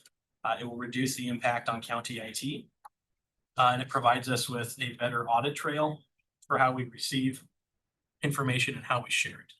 So we can do better queries as to, hey, defense, did you get all these things? Did you not? Another benefit of Carpel is that it has been integrated working with the law enforcement systems that we're either use or contemplating using. So Axon and large scales has worked with Carpel, as well as in different RMS systems. Probably the biggest benefit to IT is they have their own tech support. They have their own, it's an off-the-shelf product that it has some upgrades that might be unique to a jurisdiction, but it is a huge technological improvement in that it is a known product around that can be serviced remotely, and that would be part of the service agreement. Another good benefit is it is a cloud-based application, which is great to do this. Also, we have several applications that will remove them. This will replace them. Crosstalks, a couple of other major large applications that integrate with Caseman will go away because Carpel has that functionality built into it already. So that is another big benefit. We focus on IT's maintenance and support of Caseman. There's also a lot of support for these other applications that will be going away, that will go away as well. And when we talk $62,000 for IT support, what that equates out to is 500 hours of programming time. So to get a quarter of a person's time back is a big thing. One additional plus is it would allow us to have a real case management system for our civil unit. So presently Caseman is not built to accommodate our civil unit at all. So our civil DPAs don't utilize it. This would allow us to pull civil into it. And allow them to also do tracking and case management through Carpel. And a lot of the other counties, are doing that. So that's a huge benefit. I'm not saying our civil DPAs don't track and manage their cases. I would say, Devin, have you had any recent examples of how this would be important? Absolutely. And civil litigation is a lot of deadlines, and really we rely upon Outlook to do that. And that's not a feasible system. Recently, we had a deadline that was missed externally, right? Not internally with the civil division, but having a case management system both for internal counsel and external counsel really help us track those deadlines. A lot of our cases get resolved on timing, procedure, technicalities, and if we're not accurately tracking those, if we don't have a real means to do that right now, it becomes difficult. And another big concern is at some point, Jim Amacio will actually retire. And in the case we had. And then the case management system that he has in his head that we all rely upon, maybe less accessible. So, Take that back. no, we don't want it, hopefully it's not now or 10 years from now, but we gotta look to the future. If we go to the next slide. I think we talked about this a little bit. The 500 hours per year, roughly 62,500 is what's spent just yearly to maintain it. In terms of the workflow, right now to do the updates and the upgrades that really are timely and needed. And IT, give us these numbers that it would take basically 3 years of a full-time IT person to update that system, to modernize it to where we need it to be. And right now we're doing one-offs, building a bridge to Jail Tracker, building a bridge to Axon, building a bridge to records management.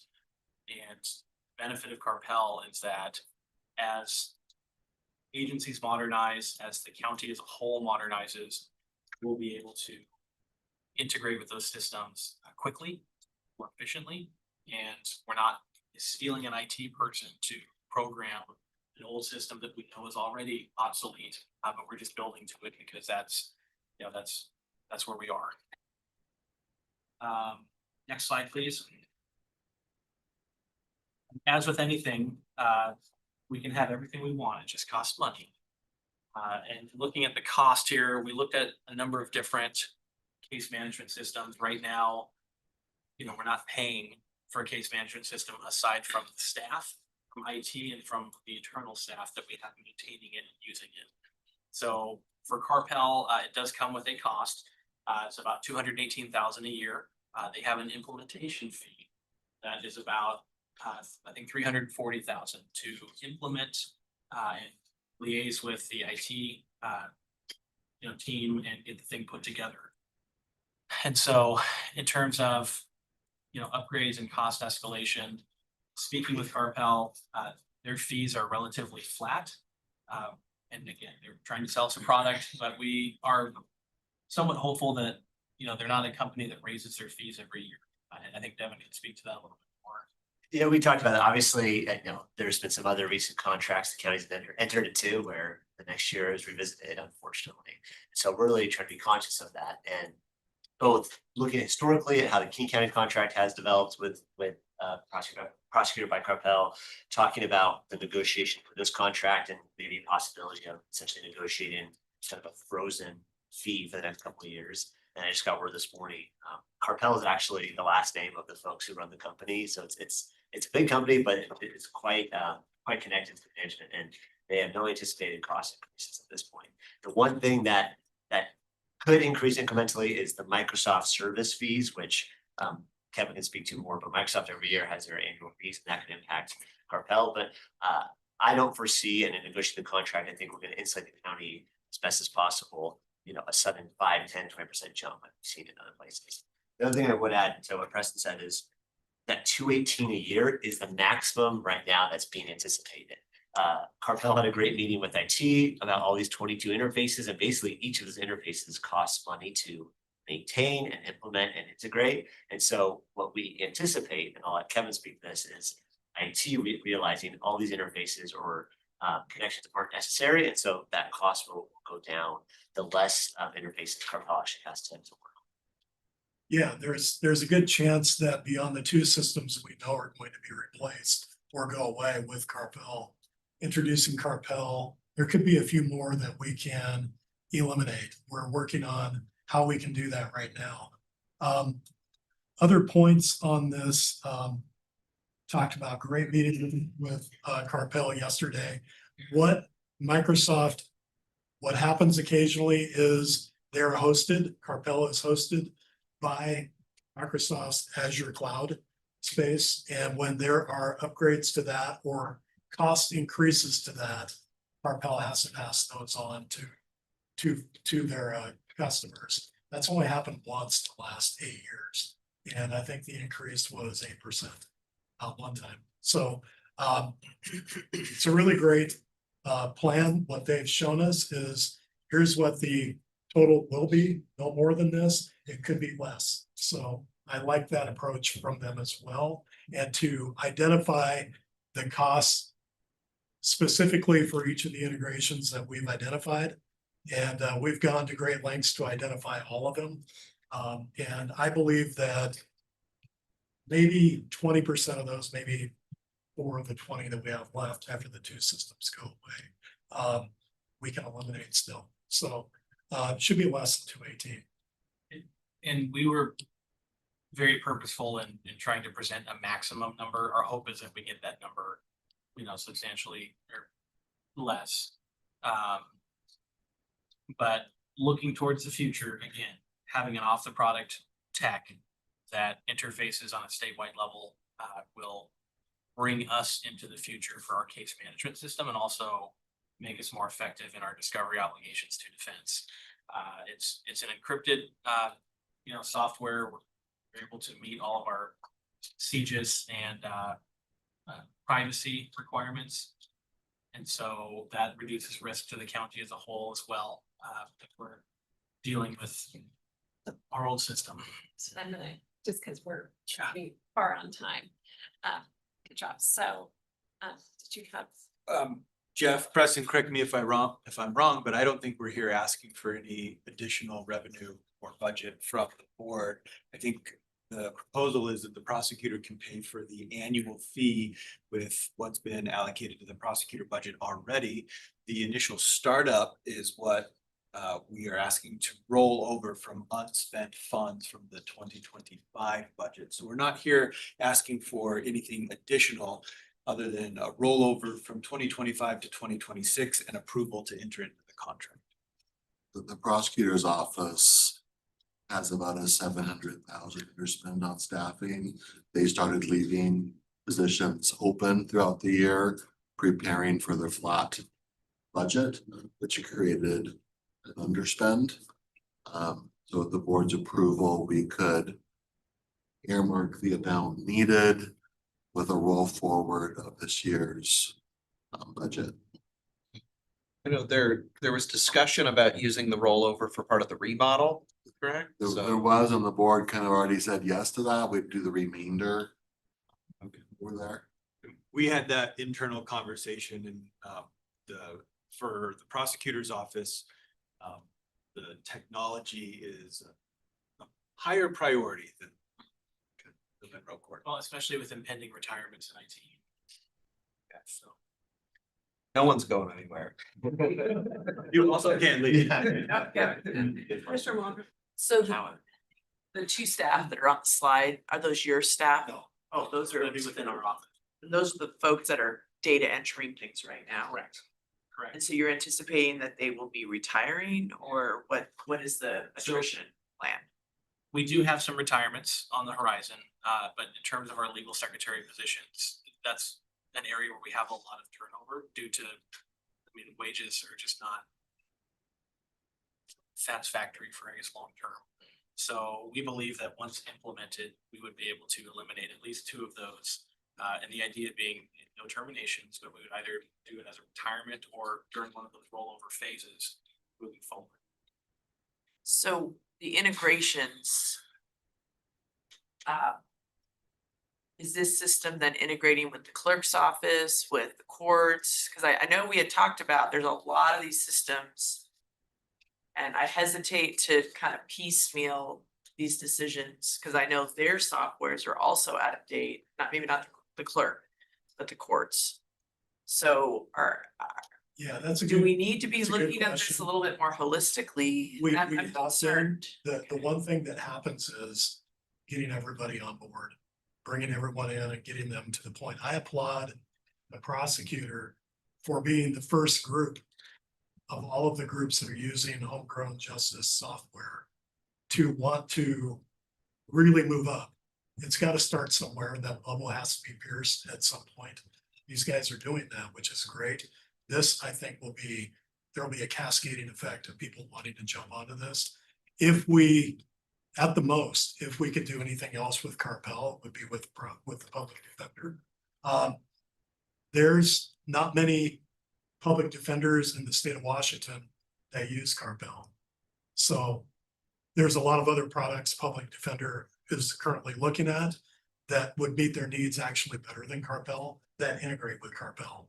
So there That are. would be a challenge in the Yeah. future. Those challenges aren't nearly as big as maintaining this unsustainable software that we have that doesn't meet current encryption rules, doesn't meet all the security components that we need, and all of the systems that we've developed in-house, none of them are mobile friendly. Be great to be able to use your phone, to be able to be on the move and be able to use these applications. So again, bravo to the prosecutor for moving forward with this. I just want to make sure that in the future, if we do upgrade some of these the integration between the jail and this and the courts, and Yeah, what's I just nice, don't want to preclude a larger package that would save us money in the future. what's nice is the jail system, which we do have an off-the-shelf jail tracker system. It does integrate with Okay. Carpel.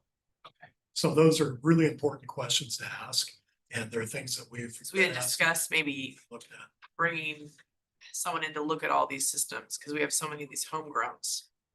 So I just want to make sure if we move forward with this, it's not going to preclude having someone look at all of our technology comprehensively so that we can get a better, I think, if we update our court software and other pieces of the county, we probably get a better deal if we look more comprehensive than each little. So the concerns that you had, I also had those as well.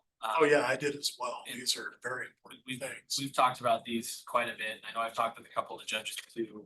Unfortunately, there isn't a single program that is court, clerk, prosecutor. And for prosecutor, we are the end user of most of all of these systems. And so if we were able to do this upgrade, it would allow us to be ready when the clerk moves, or when Superior Court moves, or District Court moves to a different system. So that way we're not upgrading homegrown systems all around. We're just connecting the off-the-shelf products with the off-the-shelf products. So with Carpel, we'll be able to integrate easier with the jail because they use an off-the-shelf product in Jail Tracker.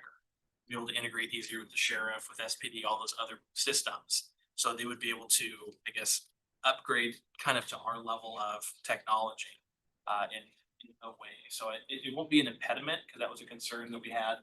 So Kevin, you're saying that you're confident it will not be an impediment. We won't have to change this program in 3 years if we do a No, whole. in fact, it will be a benefit because the integrations to Carpel that we're using in these other applications will already be built for whatever we replace these off-the-shelf applications.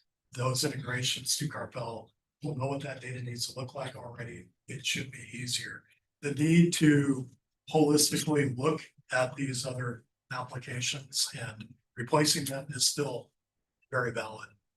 But it's really important to get moving on this with our staff, the aging of the programmer that can do this. He's probably got 5 years left here at the county. So The that request today is on the docket next Tuesday. There'll be a resolution for you all to sign, authorizing a contract with Carpel and all over. Last time the system-wide analysis got raised, I did a little bit of research on it. I found that King County had done that and then went with Carpel. So that's not the same as Spokane County, but they did exactly what you were thinking about and landed on Carpel. Okay, and so I'm getting short on time just because I want to get us out of here, so you're okay. You had a question? Well, you're not a question, just a comment. You know, just caution you, the number of people that have said Jim is going to retire that are no longer here and Jim is. I just wanted to caution you real fast. Hey, Scott. Just briefly, everyone said pretty much what I was going to say, but just great job to the team. They really did look at all the concerns that the commissioners has raised regarding doing one system before really understanding what the break point might be on the other systems. And they really did a good assessment of that, worked together on identifying the needs, not backing into a solution, and understanding what the integrations would need to be done on the systems that the current case man touches. So they've done a really good job, and also just being thoughtful of IT's time commitments with our other projects with Aumentum and upcoming RMS. And this is not going to critically impact that at all. Great, thank you. Okay, thank you very much. Thank you. Okay, You guys are good with the 25 roll forward, just want to confirm that. yes. Okay, Scott. Hopefully we'll make up some time. Make up 40 minutes. Thank you, commissioners. We will be brief. We are here to let you know that we had applied for a commerce grant, a competitive grant to help us plan for siting and writing codes for renewable energy. This would tag on to the work that staff has already done in terms of the research that you've seen over the last couple of years. That has also been integrated with our EIS, so we'll have that SEPA analysis to support this when we come back in 26. If the grant is awarded, there's no matching funds, there's no cost to the county on this. It's a grant request of $325,000, some of which would be used for consulting services and some would be used to offset staff costs to produce this final ordinance. The award would be made in fairly short time, and we would be able to access those funds while we're also doing the comprehensive plan update. So it dovetails very well with us. But this is different from the other commerce grant funds in that those were legislative appropriations from the general fund and from the climate assistance grant. This is a competitive grant that we would be working with or competing with other counties and other organizations for its award.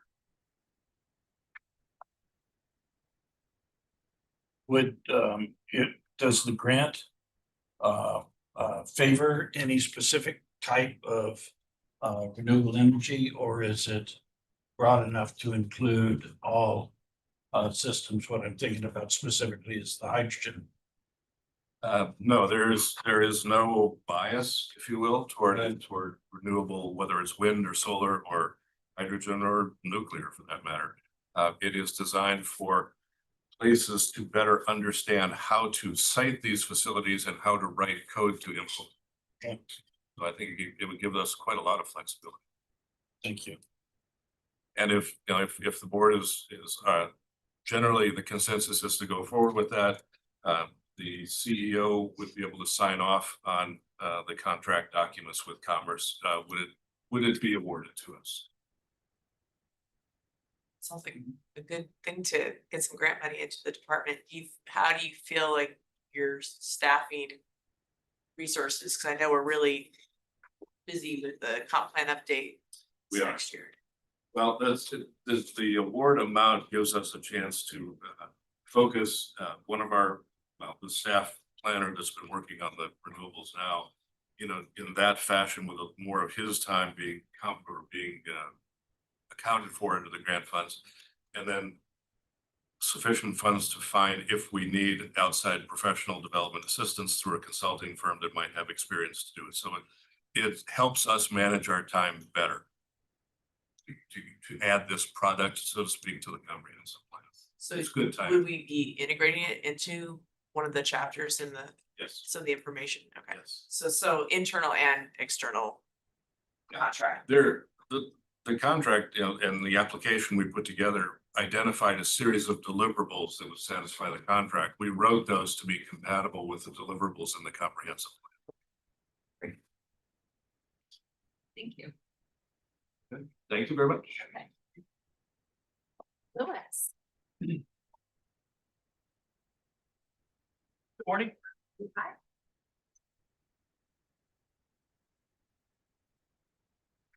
Let's do a little introduction here and I'll let Sandra take over. So this is our annual 7-year update of the sewer standard plans and standard manual update, sorry. Sewer standards update and standard plans update that are part of that. This is, a lot of these changes are minor. We have a new organizational chart, so we have a new name, so now we're the wastewater system division instead of environmental services. So last time we updated this, Kevin Cook was the environmental services director, so it's been a bit since we've updated this. So a lot of these are name change. A lot of them are just grammatical errors, and also just, you know, some of our business practices have changed a bit. Construction practices have changed a bit. So we kind of saving up a lot of these wish lists of things we want to get changed in our code over the years. And also kind of key things that includes a checklist that engineers would include with their plan submittals, so that make sure that their submittals are complete before we review them, and so kind of help level the playing field as far as that goes. And then also some standard notes that go on our plans, and then just updating references to WSDOT and DOE standards that have changed over the years. And Sandra has done most of the work on this, and staff has updated our standard plans to make them look much more uniform and clean up a lot of the notes, and just they're a lot nicer product now.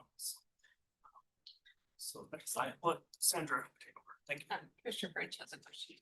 Yeah, a question for you. So when I get a call from a contractor saying, what the heck are you doing to me? What is he going to be complaining about? What is it in the standards that's going to actually impact what's going to happen out in the field? So a lot of these updates are things we've already been requiring or as planned reviews, like bolts. We have lockdown or bolt down manhole lids now. It's required across the board, and we have a standard for them to be recessed like 3/16 of an inch so that the snow plows don't hit them and destroy the bolts. And so that's something that we've been working, you know, to get on the plans for years. We just haven't had it in our standard plans. And then I think this is another example here where it's kind of a doghouse manhole where you would put a manhole over an existing line. We've really had trouble with contractors giving us a good product whenever they do cut in these manholes. And so we've simplified. I think we have a better, simpler design that they can actually do in the field and we can inspect. So there's a lot of things like that it's kind of changing our standards to reflect some of these issues that we've had with. So I shouldn't have anticipated no dear God moment.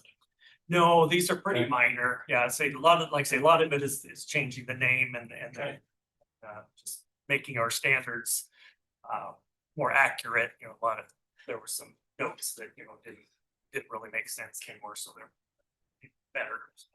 Thank you. And then can you send out your flow chart of your structures? So, because it's always helpful for us to have that, so we know who we're supposed to be directing people to too. Sure.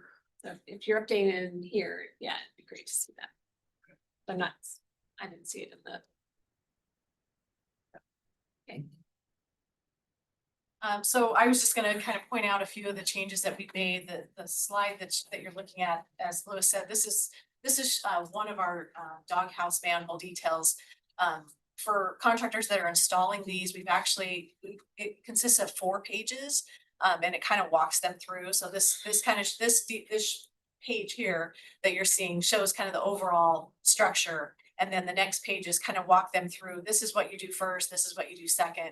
This is what it looks like. And we just, this update really just tried to, kind of put it together in a logical way and simplify the notes so that it was clear to them what we were expecting, that, for example, that the shelf and the base of the manhole is poured all together at once. It's a mono pour. So we just tried to highlight some of those things that may have been a little ambiguous in our last round, but there's no change to we've been doing doghouse manholes for a long time. It's just trying to update to make the product that they're seeing and that we're handing out to customers clearer what they're doing. So that's all on this one. This is just another example. This sheet here is a new detail. It's not new information. Previously, our manhole details all contained the information basically that you're seeing on here on every single plan. And so this is talking about the adjustment section, which is important to us, but it's the top of the manhole and they're limited to how many adjustment rings they can put in and how we want those grouted and how we want those finished. And it comes down to, ultimate maintenance for us in the long term. And if they don't put it together right, we get a bad product. So we've taken that information off of every single manhole detail and put it on one so that we can explain it better and, have a nice picture that shows them exactly what we're looking for. So not any new requirement, just trying to present it in a better way so that we make sure we're getting the products that we really want. That's all on that one. This last one, Louis kind of touched on this one. This is also a new sheet that's added, not new information really, but this is just highlighting that the manhole lid where we've got the lockdown bolts. It's highlighting, that the bolt, we want it recessed so that we don't get those hit by snow plows and end up replacing those ever so often. It also gives the specifics for when those bolts need to be replaced, what specific bolt we want in there and the tolerance, for the recession of that bolt into the lid. So that was just another example of what we're doing with these updates. That's one that we have. So yeah, that's pretty much where we're going with this. And like Louis said, just trying to get housekeeping, just tidying things up, making our standards look nicer. We want a nice, fresh product so that what they're seeing is easy to understand and the plans look similar with note structure and style and just things like that. So it's pretty much a thorough housekeeping to just tidy things up and make it clearer. Any other questions? Thank you, appreciate it. That's gonna take us to Matt and Kyle. Good morning. Good morning. Ron, did you get my email from this morning? Thank you. So thank you, commissioners, for the time again to visit with you once more about fees. Since we initially met in August, we visited with all the commissioners individually and in twos and discussed in a little more detail our fee structure and our proposed fees. So just wanted to get back with you and kind of share a little more information. We won't spend too much time on these slides. You've seen it at least a couple times before, this one in particular, but a few things driving this really, with the Workday implementation, we need something. A lot of our time and material type efforts right now are going away the 21st of December. So looking to get those replaced. The way it lays out with the public hearings, the earliest would be the middle of January right now, but that's fine.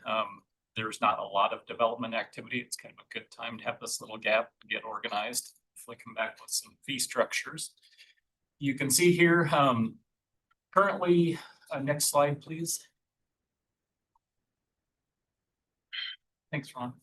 You can see currently we're subsidizing our fees to the tune of about $1 million in the road fund and 110. And then in sewers, we're subsidizing to about $300,000. So just looking to possibly close that gap and get them fully supported. Next slide. First ones we have are these planning fees, and this is where Public Works also does quite a bit of work on these items. You can see there, the first column is our 2025 estimated what we've been spending on each one of those types of items. The next column is our 2026, what we would propose. And after discussing it with some of the board members, we took off what I'll call some of the rough edges. Long plats in particular were extremely high, as were conditional use permits. And there aren't that many of those, and there was no reason for that to be an outlier. So we pulled our fee down almost to what we're charging currently. There's, generally 6 to 10 long plats a year is not unusual in a typical year. So it's not a large dollar value for it to be sticking out as far as it was. And also on the conditional use permits, those are also fairly infrequent, that we have a lot of involvement on conditional use permits. So that gets us a little more in line with our local competitors that are City of Spokane Valley. And you can see we're pretty well in range. Long plats are still a little high, but that's, we're pretty much down to what we've been currently charging on that. Any questions on that slide? Next slide, please. This is our land development fees. This is where we're reviewing road and drainage plans and certifying private and public roads, along with our commercial plan reviews and traffic reviews. And you can see there what we've been charging in 25 in the first column. That's actually the average that I was seeing from 24 and 25. They were very similar, but just a little more information to work with. And then you can see what we're proposing for 2026. And if you compare that to our local peers, you can see that we're kind of mid-range on most of those items, which is a pretty good place to be. And those are also self-supporting. So that would be fully reimbursing the road fund for the work that's being done on those items. This one, again, we did change the traffic study. We had that higher before, and it was an outlier. We can work with this number for now. We, as discussed previously, are hoping to revisit these fees in the future, come back to the board, and there'll be some fine tuning over time. And we, at some point, may even do a valuation type system similar to the City of Spokane. Gives it a little more fairness and scales with the projects better. Next slide. So this is a new slide, and you can see here what we're proposing is 2 types of schedules for phasing in the fees. The first one being a 3-year phase in, and the next one being a 2-year phase in. And we're only looking at the planning items and land development fees, and I'm hoping the board's okay with that. The sewer, the floodplains, and all the other fees, the change was not that big, and they're not that large of fees. So we would propose just implementing those immediately for those categories right away, floodplain and sewers, and just phasing in these land development planning fees because they were a bigger delta and they hit the individual housing, which was a concern before when we discussed it with the board. So those are a couple of options for phasing it in, and just would like the board's input on where they would like to fall. Between the three options, if the board's agreeable to that, of going full rates now, 3 years or 2 years, and happy to do any of the 3, whatever the board would like to see.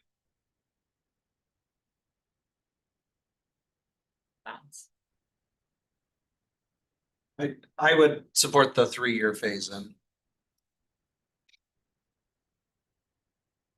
I agree. Yeah, I would say two or 3. Yeah, either.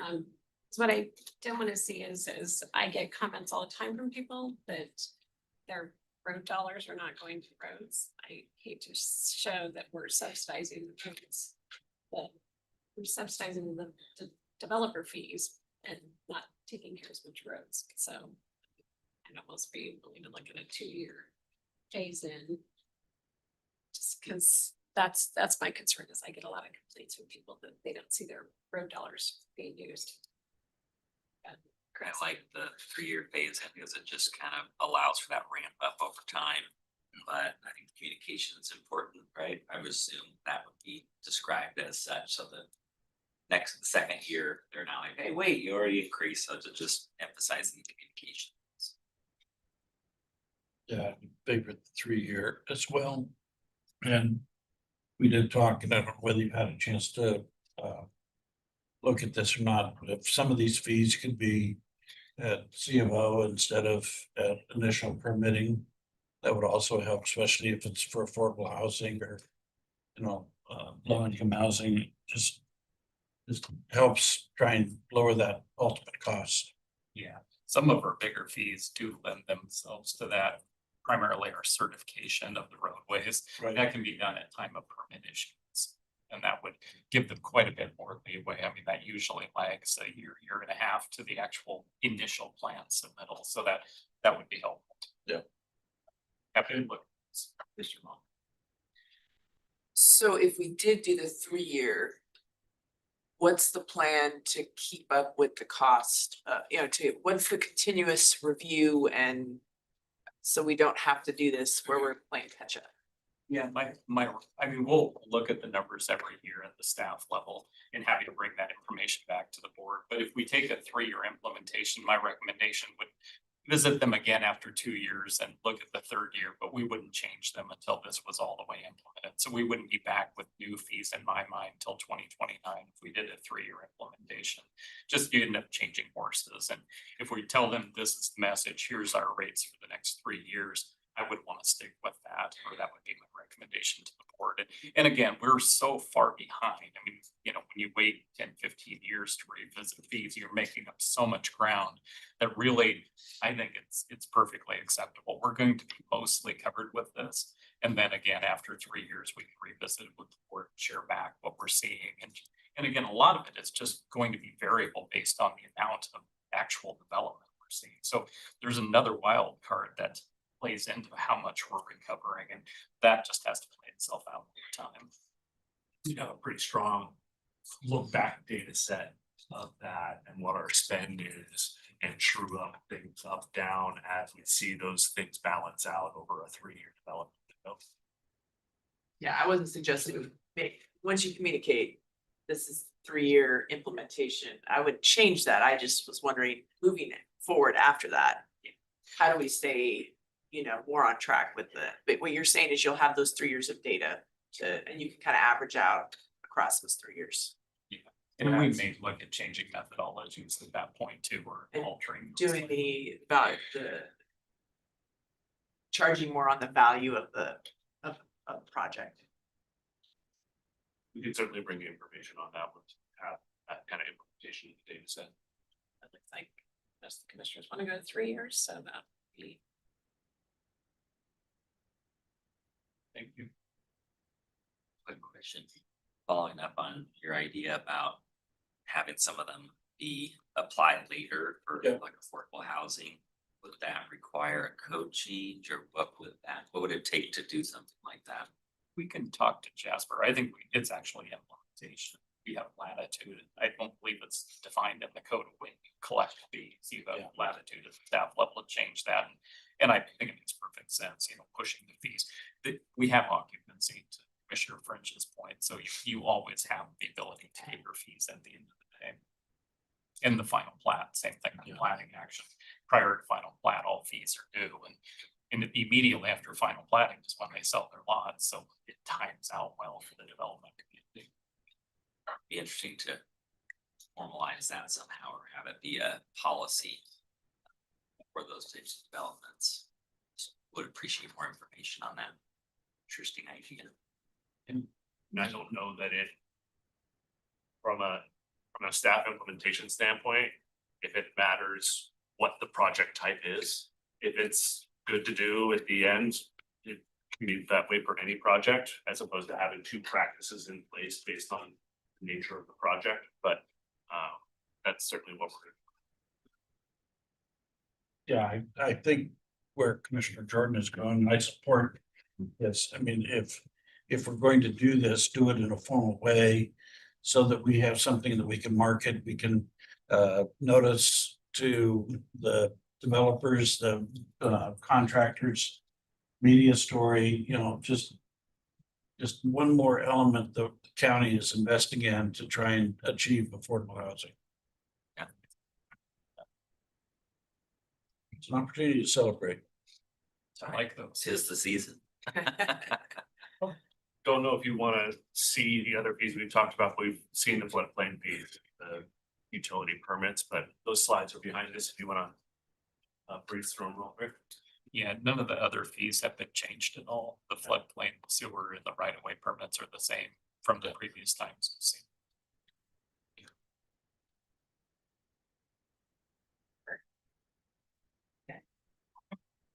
Appreciate your time. Thank you so much. Put it in our comp plan now. Yeah. Yeah, that would help. A little policy would help with the housing element. How about that? There you go. Thank you. Well, isn't there something to celebrate? Yeah. Let the world know. Call it the French discount.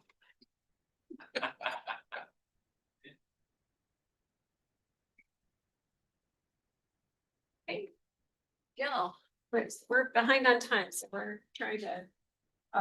Hopefully I'll be fast. Thank you. So I'm here today to talk about the use of state contracts for supplies and services. So presently, right now, under my approved operating budget, for janitorial supplies, I've been purchasing janitorial supplies through a state contract that we already have approved. And we have researched out, we want to go to a little bit of a different supply. We want to go to the newer Georgia Pacifics, the auto dispensers for our restroom facilities here on the campus. It's the same amount of paper, same amount of paper quality.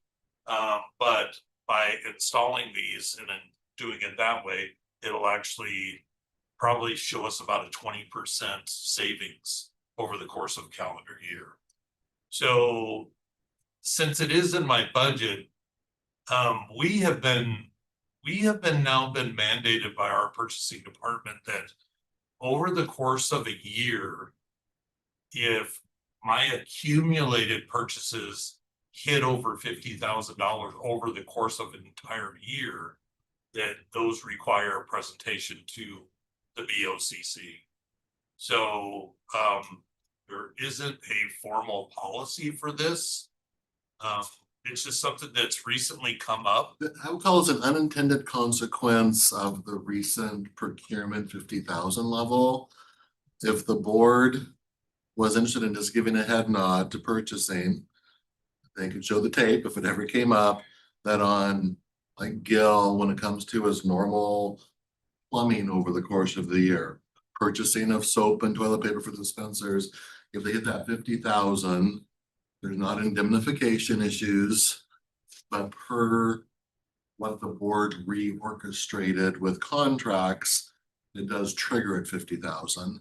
I don't think this is what you guys were after. I think you guys were after new, more one-time things.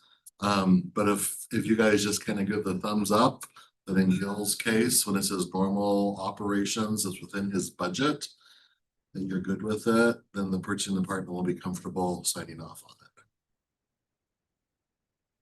You said you just need a thumbs up?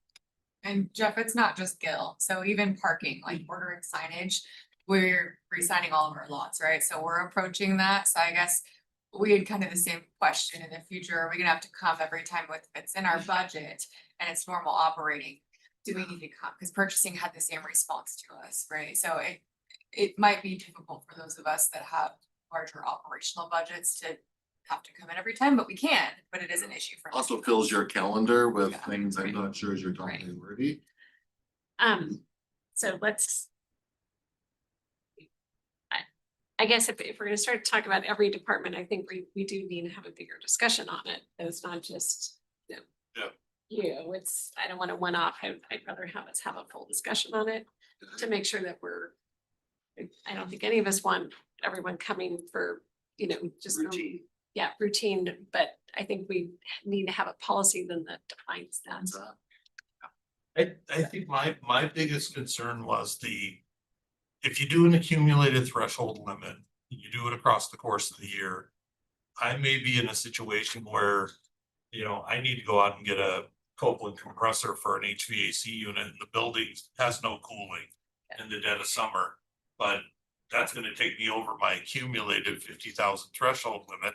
So I have to put a presentation together and I have to come down and present before I can proceed with that purchase. And I don't think we want that, but we're gonna need a policy to state that. Otherwise, the auditor's office, if they come in and look at it, they could come back. Exactly, and I This guess. is something we didn't see coming, but you brought it to our attention, so let's work on fixing it. Yes. Yeah, So. and that's, I guess that was my thought with purchasing department is if there are built-in flags within the Workday system that do that. Hey, it's great, you notify me that I'm nearing or I've hit my 50,000 limit. And I'm fine, you can come, I can provide everything that I purchased for the year and the work order numbers to do it. But I guess mine was the fear that it'll stop it. This has been a perfect example. This was within my budget limits, but I've been stopped by purchasing until I could put this presentation together. So we'll get it fixed. Yeah, we will figure out how. But if you run out of toilet paper, you know what departments you Yeah. cut back on. Purchasing. Yeah. Maybe auditor, I'm just saying. Well, I was gonna say, to fix this, there's also another factor to that too. And Michael can speak a little bit on this too, but that also includes our services that we won't be able to predict, like fire alarm testing, sprinkler repairs. I mean, we can't predict that we're gonna exceed that 50,000 limit. So I guess those were some other things along with the actual contract side of it. We are gonna try to, about 10 years ago, when I don't want to mention that purchasing director's name, he canceled all my on-call contracts. And which we did not want to do, but he felt that it was necessary and that it was more transparent not to use on-call contracts. So now we're trying to recreate all those on-call contracts where I don't think this will be an issue. Because it actually extends my limits for those services. So, and that's all I have, just that I'm okay to move forward with my switching over the janitorial supplies so I can incur the savings for next week. I would say you're okay to do that, and then. Letter of the policy versus spirit of the Yes, policy. and then we So we'll- I guess we had to be a need to little get a policy. And Matt's got it and he'll fix it. Yeah. We're ready, let's do it. Okay, thank you. Thank you. Okay. Oh, yeah, if we could just bring that up real quick, so. A couple of clarifying items too. It would be nice for routine maintenance, like Gil mentioned. A quick example is fire system testing. It probably costs us, if I had to guess, about $60,000 to $70,000 a year on routine fire inspections, which if I create a requisition asking for that, it'll be over the 50,000. So it'd be nice to have in policy for regular maintenance items, so that when we submit those, we're not having to come in front of the board for something that we're legally obligated to do as exceptions for items as such, and if we could. We could certainly do that, but that's an annual item. Also, we have other items, but not to take up time. Also, there's, as you're aware, a lot of cooperative agreement purchasing that we're able to do. That does the competitive bidding for us on the Qualis DES contracts, which really help us out, especially on routine items. They're already put together and there's presentations. They can actually save us money between time and so I guess our question too, with this example, we're trying to use Omnia instead of Washington DES. We're getting free of charge dispensers installed for us at no cost. And then we're buying the paper products through Georgia Pacific in this example.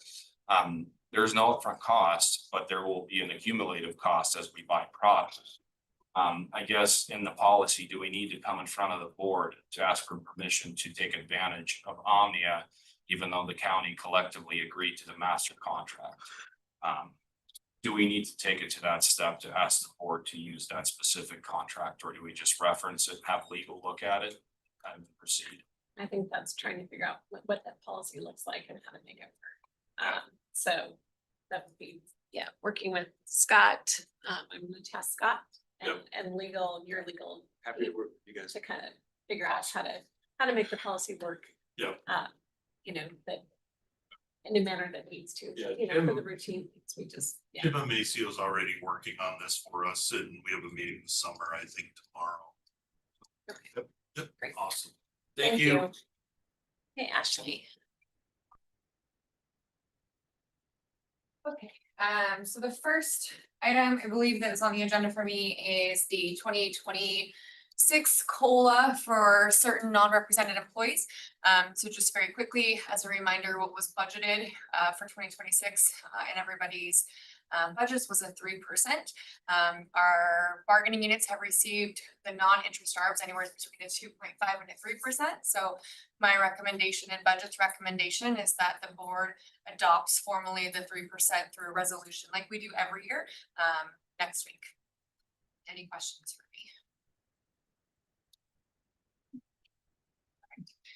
All right, Then we need to adopt the electeds as well at the same time. nope, so you guys already did that. So when we do the Citizens Commission on salaries, yep, I do that. And then all of the others are also through resolution, like prosecutor.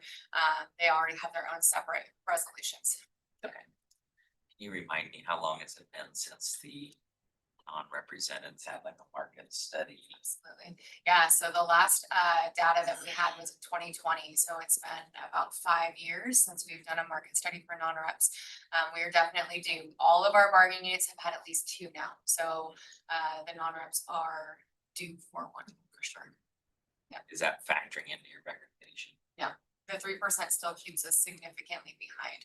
I do have someone that's running that study right now for me. I did not backfill 2 of my positions in my HR department this year. So I used those funds to pay for a short-term employee to do that study. So we'll at least have current data. But that is not accounted for in the 3%. The 3% is just to continue to maintain some sort of normalcy with the COLA itself with the other groups, but we are definitely not at the same marketplace that we probably should be with many of the positions.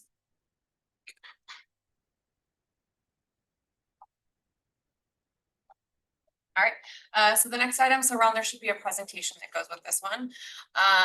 This is just information specific to Workday and the payroll transition. And so, did it not? Oh, Gina, I thought I sent it to you. Did I not send it to you? No? Okay. Well, let me just walk through it. So we have, for the last 3.5 years, been doing conversion to Workday for all of our ERP systems. So we started about 3.5 years ago with the process of RFP. We selected finance to go first. So finance went first in January of this year. They went live. So since January of this year, we've been live with financials. In May of this year, we went live with adaptive planning, which is all of our budgeting. So all of our budgets have been done through adaptive this year. We're no longer using PeopleSoft or Questica. We were supposed to go live with HR payroll in June of this year, which did not happen. And if you guys remember, myself and Auditor Dalton came in and explained that we were running into many issues with payroll and we needed an extension to go live at the end of the year because we were unable to get our current processes to work within Workday as we were trying to use the new system. And so we did kick that out. Thank you, Ron. We did kick that out. And so we will be going live at the end of this year. So December 21st, we'll go live. We will also be going live with employee learning and performance management at that time as well. What I'm here to specifically talk to you guys about, you can go back 1 slide, please, Ron, is the payroll timeline. So we had, just for kind of a reminder of what we talked about with Auditor Dalton, we had been trying to build all of the same programming, all of the same pay periods, all of the same rules and data within Workday that we always have been doing in PeopleSoft. As a refresher, currently in PeopleSoft, we have employees that are manually processing about 80% of our payroll. And when I mean manually, I mean we have people across all of our departments who are through spreadsheets and handwriting, in many cases, calculating payroll for us. They are looking at the different pay codes and saying, okay, this person gets overtime at 1.5, or this callback moves it to a 2, or this callback on a holiday moves it to a 2.5, and they're manually calculating all of this for all of our different pay codes and specialty codes. We also run on a bi-monthly pay schedule, meaning we get paid on the 15th and the 31st. And then all of our pay periods always begin on the 7th and the 21st. So we have people that have been manually doing most of this payroll. And so when you go to a new system like Workday, you should be using systems to calculate these earnings. Many years ago, many companies transitioned. We are a little behind the times, and that's okay, but we have been using people to run most of our payroll processes. And so by using Workday, you put all of these different earning codes into a system, and then the system will be the one that actually runs the business processes or the calculations. For example, let's just use overtime. Depending on a person's contract, overtime could be daily, and that could even change, whether it's 7.5, 8, 10, or 12. There's also a 40 and a 37.5 factor for some of our contracts, depending on how many hours worked in a week. But the other thing that starts to get really crazy in some of our contracts is if you get called back in for overtime, it can trigger a different way that that shift is paid and future shifts for the rest of the week. So people have manually been doing things like this on spreadsheets and calculating this and then uploading those earnings into Workday. In the future, Workday, depending on the type of code, will be able to calculate those earnings in the system for us. So for several months, a team of about 40 county employees, 20 third-party specialists, and a few employees from Workday, we've been working on building all of these codes. And so from November of 24 to February of 25, we built hundreds of pay codes. These go all the way to the level of the contract and the position within the contract and how each person should have a code and be eligible for that code. Once we built all those codes, we ran what's called parallel payrolls. And when we ran those parallel payrolls, you should expect the first time you run one, a 95% match rate. When we ran our first, we had a 38%. So we failed massively, which is part of what created a lot of concern for us. And so we worked for several weeks. We looked at all of our error codes, all of our earnings codes that looked incorrect. We worked on all those calculations. And then you run what's called a second parallel. The second time you run a parallel, you should have a 99% match rate. We ran ours and we went from 38% to 41%. We still failed abysmally. And so we knew we had to really start asking some hard questions. And so what we found through that is we had some feedback from some other counties, from our third party and from Workday. And the biggest issue that we had, one, we have really complex pay codes that change throughout a week, midweek, which is typically not something you see in many contracts, but we have it here. And two, the other issue was our pay periods started on random days of a week. So they always started on the 7th or the 21st. And if you think about the 7th could be a Sunday, Monday, Tuesday, Wednesday, Thursday, Friday, Saturday, depending on what month it's in. The problem with that is the system needs to look at a finite data set because of the way that our pay codes are to be able to calculate earnings for a week of work, to calculate those FLSA overtime rules. And when our day was moving throughout the week, it created issues. Like if it started out, the pay period started on, let's say, a Thursday, well, someone could have already worked Sunday, Monday, Tuesday, Wednesday, and the system didn't have that data in the pay period because the pay period had already closed. We have amazing human beings at the county right now who are manually going and looking at that. They're looking at what the previous pay period paid, what hours were worked, and then how to calculate hours for the rest of the week. They're also running corrections at the same time. So anything that didn't get paid correctly for an FLSA week in the last pay period, they're manually correcting on the next one. Systems are not designed to do that. Systems are designed to be looking at a finite data set. So we knew at that point in time, we probably needed to move to a bi-weekly or a consistent pay schedule, but we did not want to impact employees. So for 2 more months, the auditor's office, my office, offices across the county fought these rules, and we did our best to try and countyize Workday. We tried to force Workday to work the way that we wanted work, the way that people have been doing this. And at the end of those 2 months, we ran another parallel and we moved from 41% to 51%. So we were still completely failed, right? We couldn't go live. So that's when we came to all of you. We let you know that we needed to extend our project, and then the steering committee had a decision they had to make and what was going to be the intent of that. And so after reviewing all of our options, steering committee and our system software recognized and recommended a move to bi-weekly pay periods. And so I made that announcement to all employees back in late May, early June. We've talked about this before, but I just wanted to make sure I gave a refresher.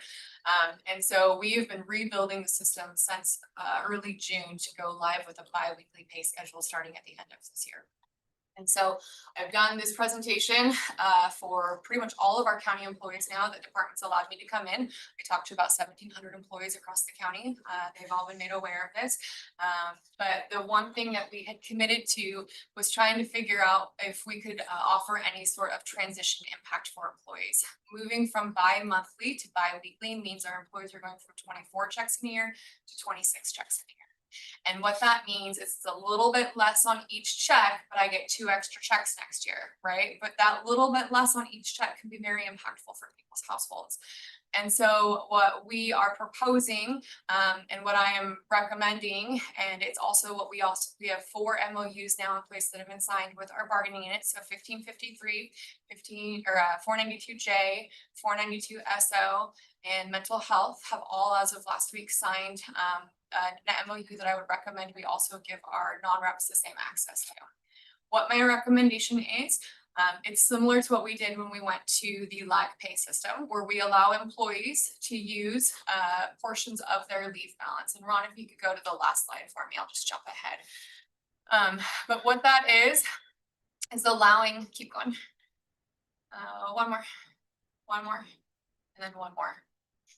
There we go, thanks. So what that is allowing our employees to utilize, because non-reps have access to PTO, CAT, and comp time. So similar to what we did when we went to lag pay, our recommendation and what would be in alignment with those MOUs is to allow non-reps to use PTO, CAT, and comp time, to use it January through September if they so choose in small increments. So they would have to be working and present for each of the pay periods. So it's not a large cash out type system. It's for each pay period, up to a total amount of 56 hours if you're a 37.5-hour employee, or 60 hours if you are a 40-hour employee. We believe some employees will use this. We believe others won't, especially once people get their step increases in COLA. I've had good feedback in these meetings that many employees don't feel like they're going to need to use this bridge because they're at essentially a net zero at that point. So this was the MOU. Like I said, this has been negotiated with those 4 groups, and it would be my recommendation that we allow for a similar utilization of leave plans for certain non-reps. Obviously, there are some electeds, unfortunately you guys, that don't have a leave plan, right? But the bulk of the electeds don't. But for all of our other non-reps to allow for this plan would be the recommendation. And it's would be on your guys' consent agenda next week if you are willing to have me move it forward. Any questions? How does someone apply? What's the administration? Yeah, look like? absolutely. So they will use their Workday account actually. So it's a great way to get people familiar with Workday also. So, and we've had almost 1,000 employees turn out for the online user sessions. It's been really cool to see, but it's really simple. You would just log into your self-service, you would go into your time and attendance, and then you would select whichever cash out code you want and put in the hours. So it's very simple. We're not going to be managing paper or forms like we had to do when we went through this for the other transition. So really driving people to use the technology so that it saves employees time, but also on the back end payroll time for processing. And then are the W-2s for 2025 going to be available through Workday, or is that Still PeopleSoft. Yeah, so the 2025 workdays will be PeopleSoft because all of payroll we've completed through the 2025 year in PeopleSoft. So that'll be the last thing that the auditor's office is doing through PeopleSoft from a payroll perspective, is they'll finish out the W-2s, and then my office, HR office, finish out the 1095Cs, the benefits letters. So those will get completed PeopleSoft, but we'll be going live with all new transactions for 2026 at the end of December 21st. check? Yeah, Make sure that people absolutely. PeopleSoft. Yes. That there's W-2. Yes. Versus Workday. Yes. Yeah. Any questions? Okay, Thank you. thank you. Okay, so then we've got the board meetings and leave timing, hopefully get to that, but I'm gonna see if Bob Hooper is here. But, and wait first.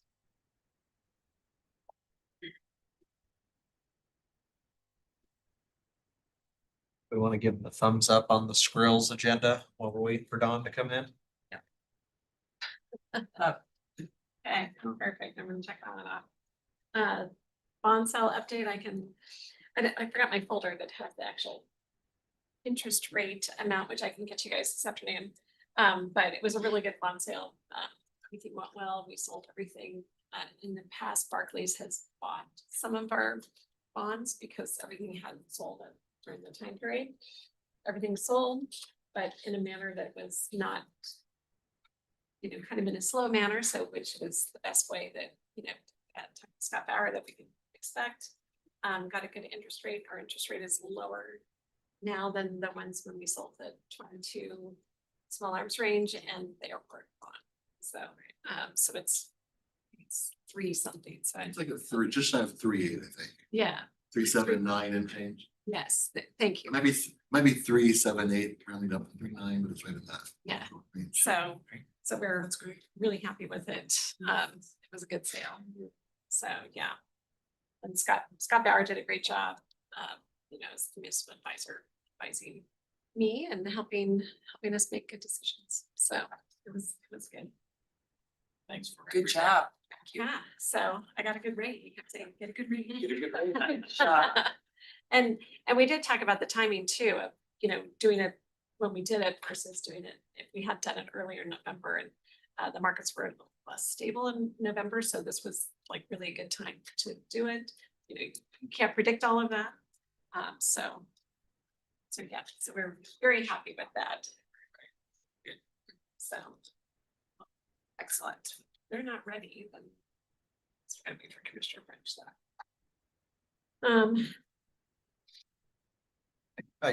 Pat? Yeah, I was just gonna say Pat Pat, emailed us. just a little bit anything? ago. Oh, Pat emailed the proposed name. The name. For the expanded crisis center.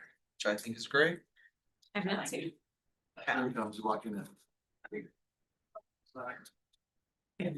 Excuse me. Pat, give us the quick 2 minutes. Yes, so briefly, in your inboxes is the new proposed name. It's been through trademarks type check. It has differentiation from other centers in the area. The Path Diversion and Recovery Center wanted to make sure that people understood the diversion part. There is a public safety component to it as well. The runner-up was kind of excluded from the list just because there's other similar sounding organizations. Cedar, it is located in the vicinity of Cedar Street. So if the board approves, Mike will be able to move forward in the project documents and we'll update our marketing materials. Available at 10:45. I like it. I think path is great.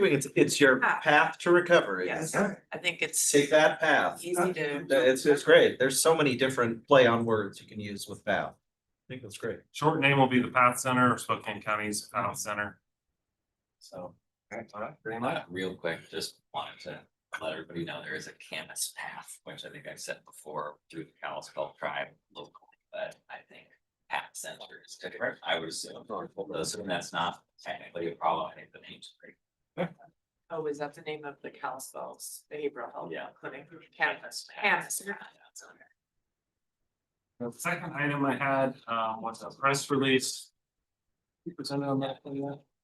Yeah. Okay, so the second item is just, we can wait until Mike's presentation's done and gone through, but looking to be proactive with board action next week on a medical services contract for detention services. So we've done some outreach. The CEO of the organization founder is willing to come to Spokane, do some meetings, has some other opportunities here, and then speak to the item on the board's agenda if you were to take it separately or if there was a place for him to fit in on the agenda. And something they do with new partners, assuming everything's approved, is a presentation of a golden stethoscope to symbolize the partnership and the next steps. But he's got a few different things about the DNA of the company, correctional medicine, how Medico's different, how it stands out, its reputation, 28 years, I think, that kind of stuff. So anyways, I've spoken with the chair about that briefly, just want to make a full board aware. And then I'll send you the draft release that we put together. I think it's important we let the community know what we're doing when it comes to this. That'd be It's great. an issue like that. I think we need to push it out. I do anticipate there'll be immediate interest and requests for interviews. Chair and I will work on those per usual. If any other commissioners get requests or questions, let us know. Dr. Ho, the CEO, has also said he would be available for interviews or to speak with anyone individually. So it's pretty accessible. And he is coming or? Yes, he'll be here. He's planning to come, I think Monday, spend some time over in the jail Tuesday, and then be present for the board deliberation and vote. So we'll take that item separately, so that way he might have come out and speak to it. So, which is exciting considering we didn't have many people propose, you know, we had to like go see people, so exciting that it's a company that wants to do the work. Have they entered into any other contracts with other counties? Like 4 others in the release says. Yeah, I think he's gonna talk about that. Recently or? I Some of think the over the counties course that- of that, course of Alaska. Okay. If we could ask them and get that information, which other counties. Great. I think it was part of his presentation, was he was talking about.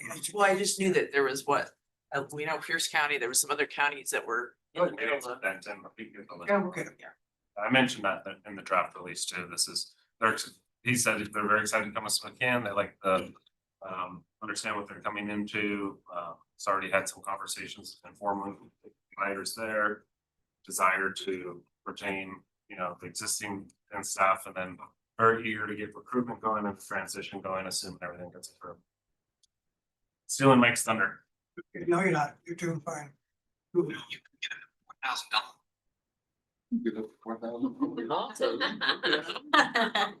Tell me more. That was like, I thought that was Scott, I thought that was Scott Simmons. I mean. FYI, I'm doing an interview this afternoon with KHQ. I wrote a letter to the city council on their 12% increase on parking. And now KHQ wants to do an interview on it, so just an FYI. Senior commissioner. Huh? All right. I said you are the senior commissioner. Thank you, Ford, for having us. We're very excited today to be able to talk about our medical contract. I think that I can't say enough about this team who've done just a fantastic job bringing this to fruition through the year after we had some challenges. So without further ado, I think your first slide, Ken, is that right? Yes, sir. Okay. Yep. Thank you for the time. Big thank you to Detention Services, the folks at the table, Bryce Miller, Aaron Lind. We've got Nathan McCorkle over there assisting us as well, Director Sparber's leadership.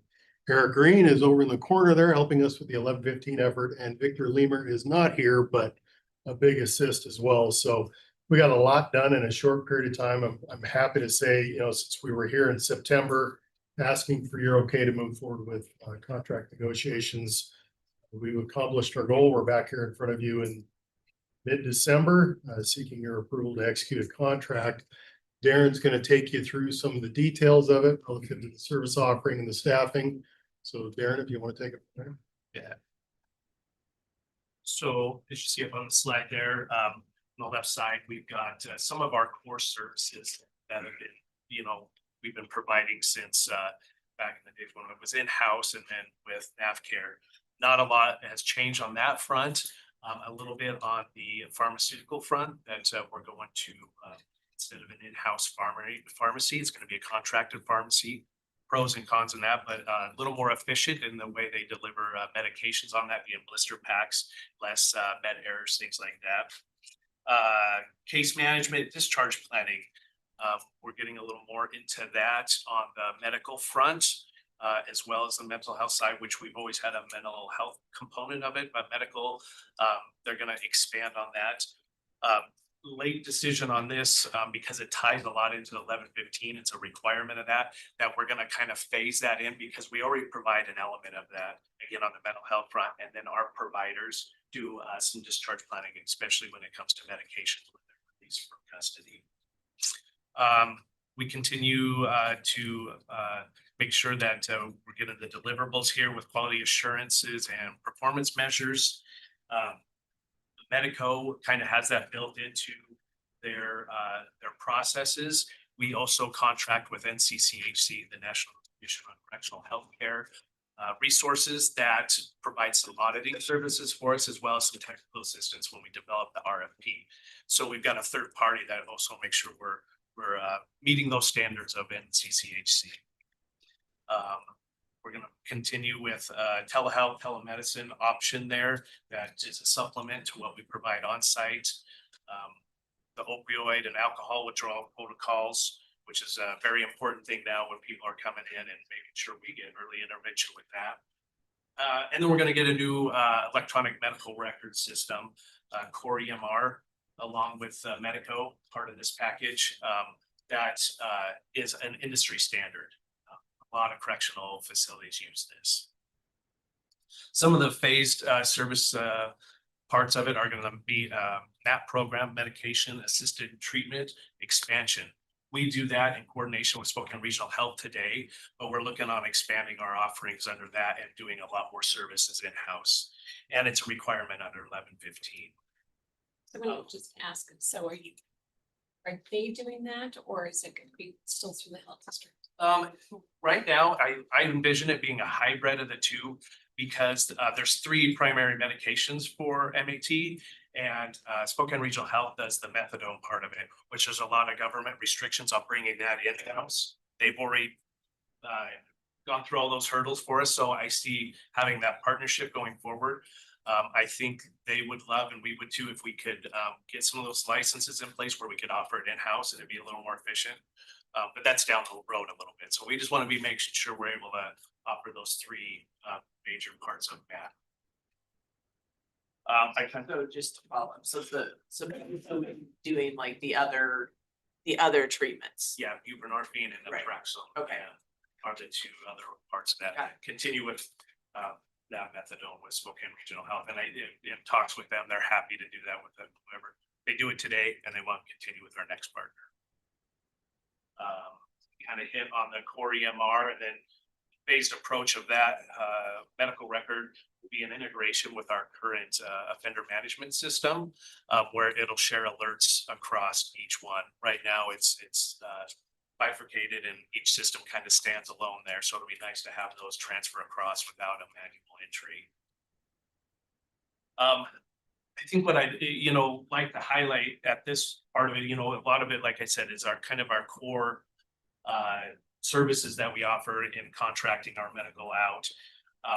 But as Ken kind of started off with, we spent a lot of time on this, some of it through things we couldn't control and some things we did on making sure this is a solid contract. So regardless of who the contractor is, we're going to always have this quality contract to kind of back it up and ensure that we're getting quality and value for our population.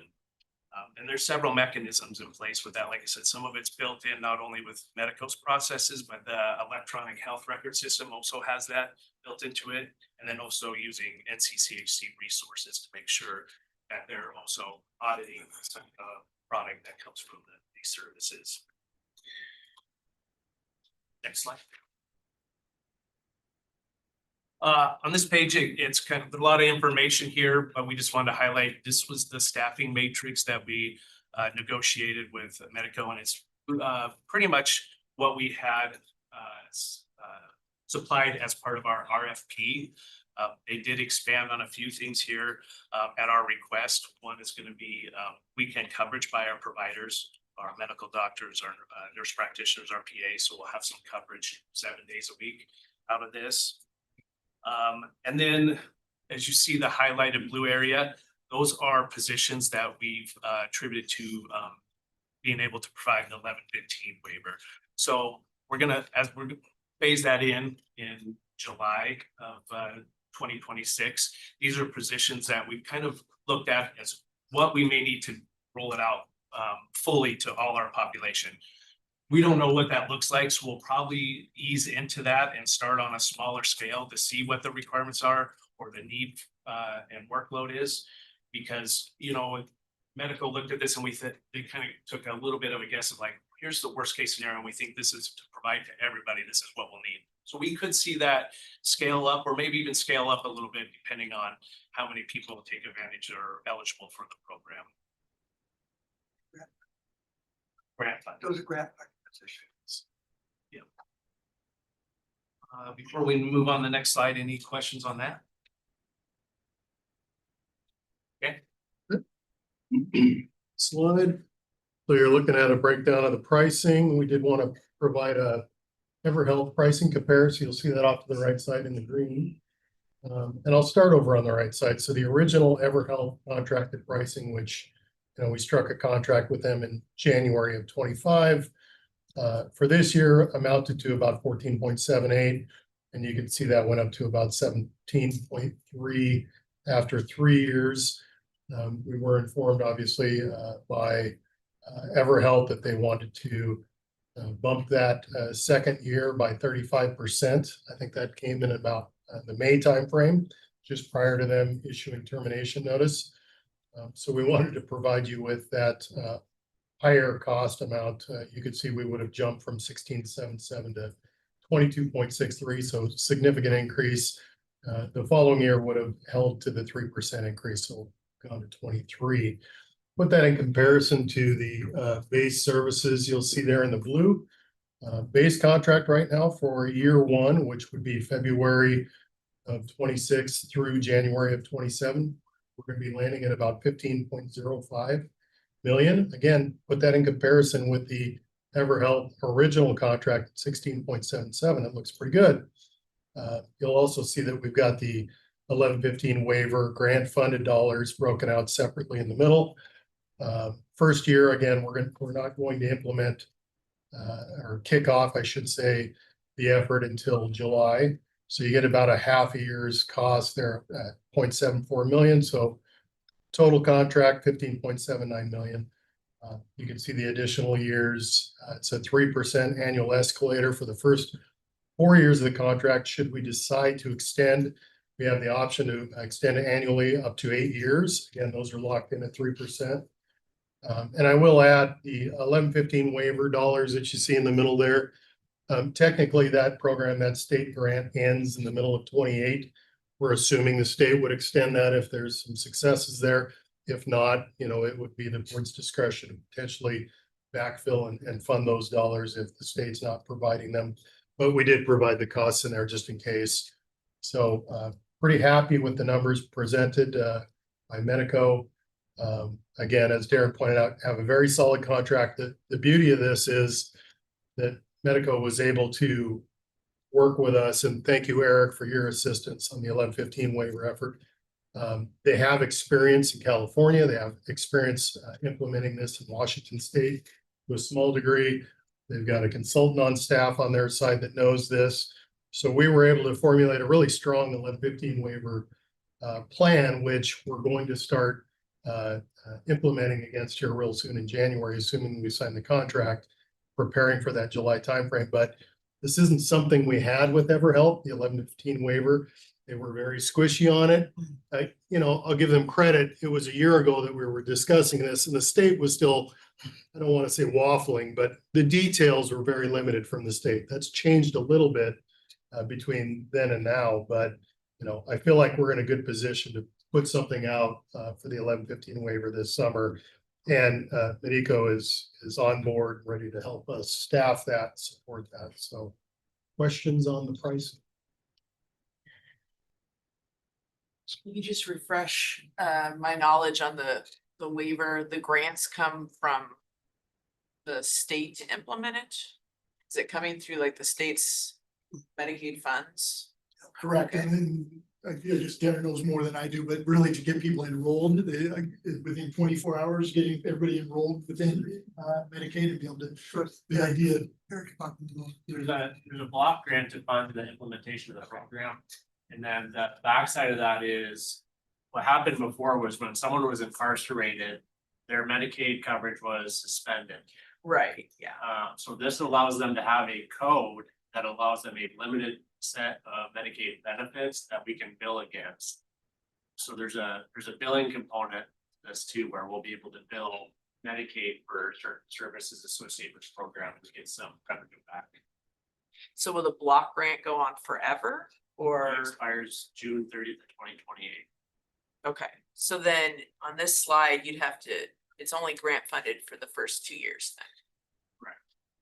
So then we're assuming that cost after that of paying for those staff. Or terminating service. Or we're getting the revenue from the Medicaid reimbursement. Yes. Pace with it, yeah. You can bill for services under Medicaid, you know, this is probably the block part of it is more the stand up of 1115 and then hopefully. After we get going, we'll know what that revenue stream looks like. It and give us a whether- better picture of that. Okay. We've tried to do some rough estimates and there's so many variables to it and we don't have a current billing structure for that. So it's hard to even give rough So it'd estimates. be good to have those at 2 years, year and a half of data. I feel like, yeah, we'll be in a much better place to see if, again, if it's sustainable. How much are we thinking that will offset the mental health sales tax that we're currently using? That I'm not sure. Yeah. I mean, that would potentially free up some mental health sales tax, right? That we wouldn't have to use to pay for services. Correct, yeah, because again, some of it, those are billable services under Medicaid. Great, I'm glad that they're really familiar with it. That's a great opportunity. Yeah, some states are doing, well, and physical health. State of Washington is only doing The physical, the mental health, yeah, right. not physical health. So that's, but the feds have allowed for it. It's then what the states have drawn and used, seeked the application for. So that's why we keep pushing the state to say, we really need to do all of it in the state of Washington. Because it was a That's- big thing that we lobbied for as Association of Washington Counties, because it's really important to have someone have, I mean, it's hard to have mental health and physical health isn't there. So, but at least we're gonna try and, you know, work our way into the mental health side of it, and then, yes, hopefully be able to get further along and renew it in 28. So what's the approximate amount of mental health sales tax that we're currently spending per year? I don't know the numbers, and I don't know how much we'll really get back. I mean, those There's are only some services are reimbursed, not all. Okay. Mental health component, at least, is such a major part of you know, our services that we provide. It touches so many things, even on the medical side. That I'm glad we're starting with that part of it, because I think it will be the biggest side of it. More question on that, so if we could implement waiver, we bill for behavioral health service to Medicaid, does that revenue come directly back to the county? That's the way we set it up with Medico. There was some question on the best mechanism for that, but I think that through negotiations, that's the preferred way for both the county and Medico to proceed.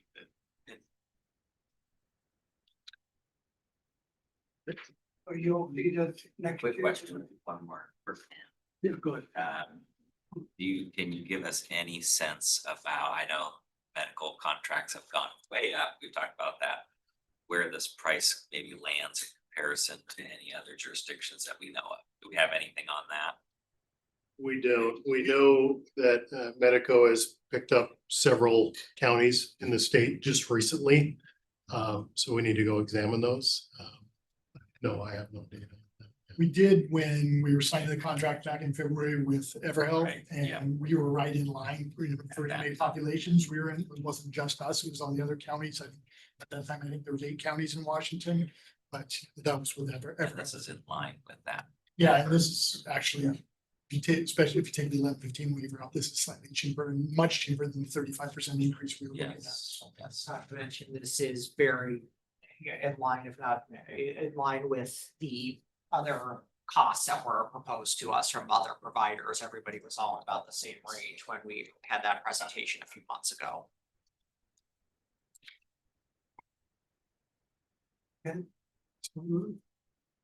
Yeah, just to recap, long-term pricing stability obviously is a benefit, robust support for the 1115 waiver, including 9 additional grant funded entities to support that. cost pooling so we can better manage our offsite medical costs, pharmaceutical costs. So the ask to you obviously is, we would like to take this to consent agenda next Tuesday, the 16th, for your approval to execute the agreement. So, Just remember one other question. Yeah. In the EverHealth contract, we had agreed to change, was it the reimbursement when someone's brought to the ER, or there was some sort of when you have to go to an outside medical, how did we resolve that? yeah, EverHealth they would just pass through those costs to us for outside medical. So similar. And in yeah, that pretty in this case, we actually have what's called a cost pool. The cost pool is a $1.1 million cost annually that goes into this $15 million agreement. And those are included. Now, if we go above and beyond that $1.1 million pool, they'll still bill us for those. But we're able to more effectively manage it. The best part of the cost pool structure is pharmaceuticals, which is about, I want to say, $800,000. The other remaining $300,000 was the other half of that. Sorry, guys. Offsite medical. Thank you, offsite medical. On average, we have about $300,000 in offsite medical. The $800,000, we'll be able to manage that more effectively because previously the vendor had rolled in a bunch of additional administrative costs. Now we're just paying straight pass through pharmaceutical costs. So we're saving money in that regard, and we'll have better reporting on that to be able to manage that, review it, up it a little bit every year if we need to, but better controls. Thank you.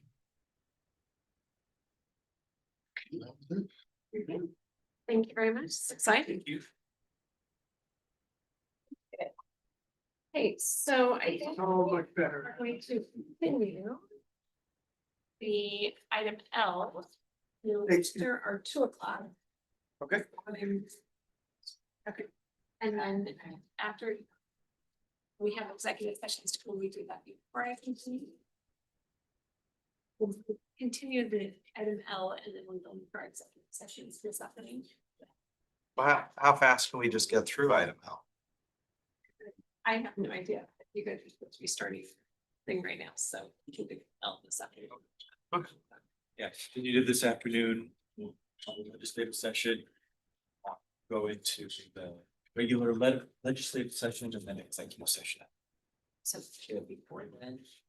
I was thinking do it after. Do the 2 o'clock and then continue to it. I'll state that we're continuing the 9 a.m. after. And then the executive sessions will be after that. At the end. And how long, just for everyone's? 40 minutes. So I need to talk to you about the other, because I've got to step out to this interview. What time is your? 3:15. And that's not including yours, if you're at. You just got one public hearing that should be pretty quick. Looks like it could be a quick after. So. Okay. Then we will continue this meeting for item L to after our 2 o'clock commissioners meeting this afternoon.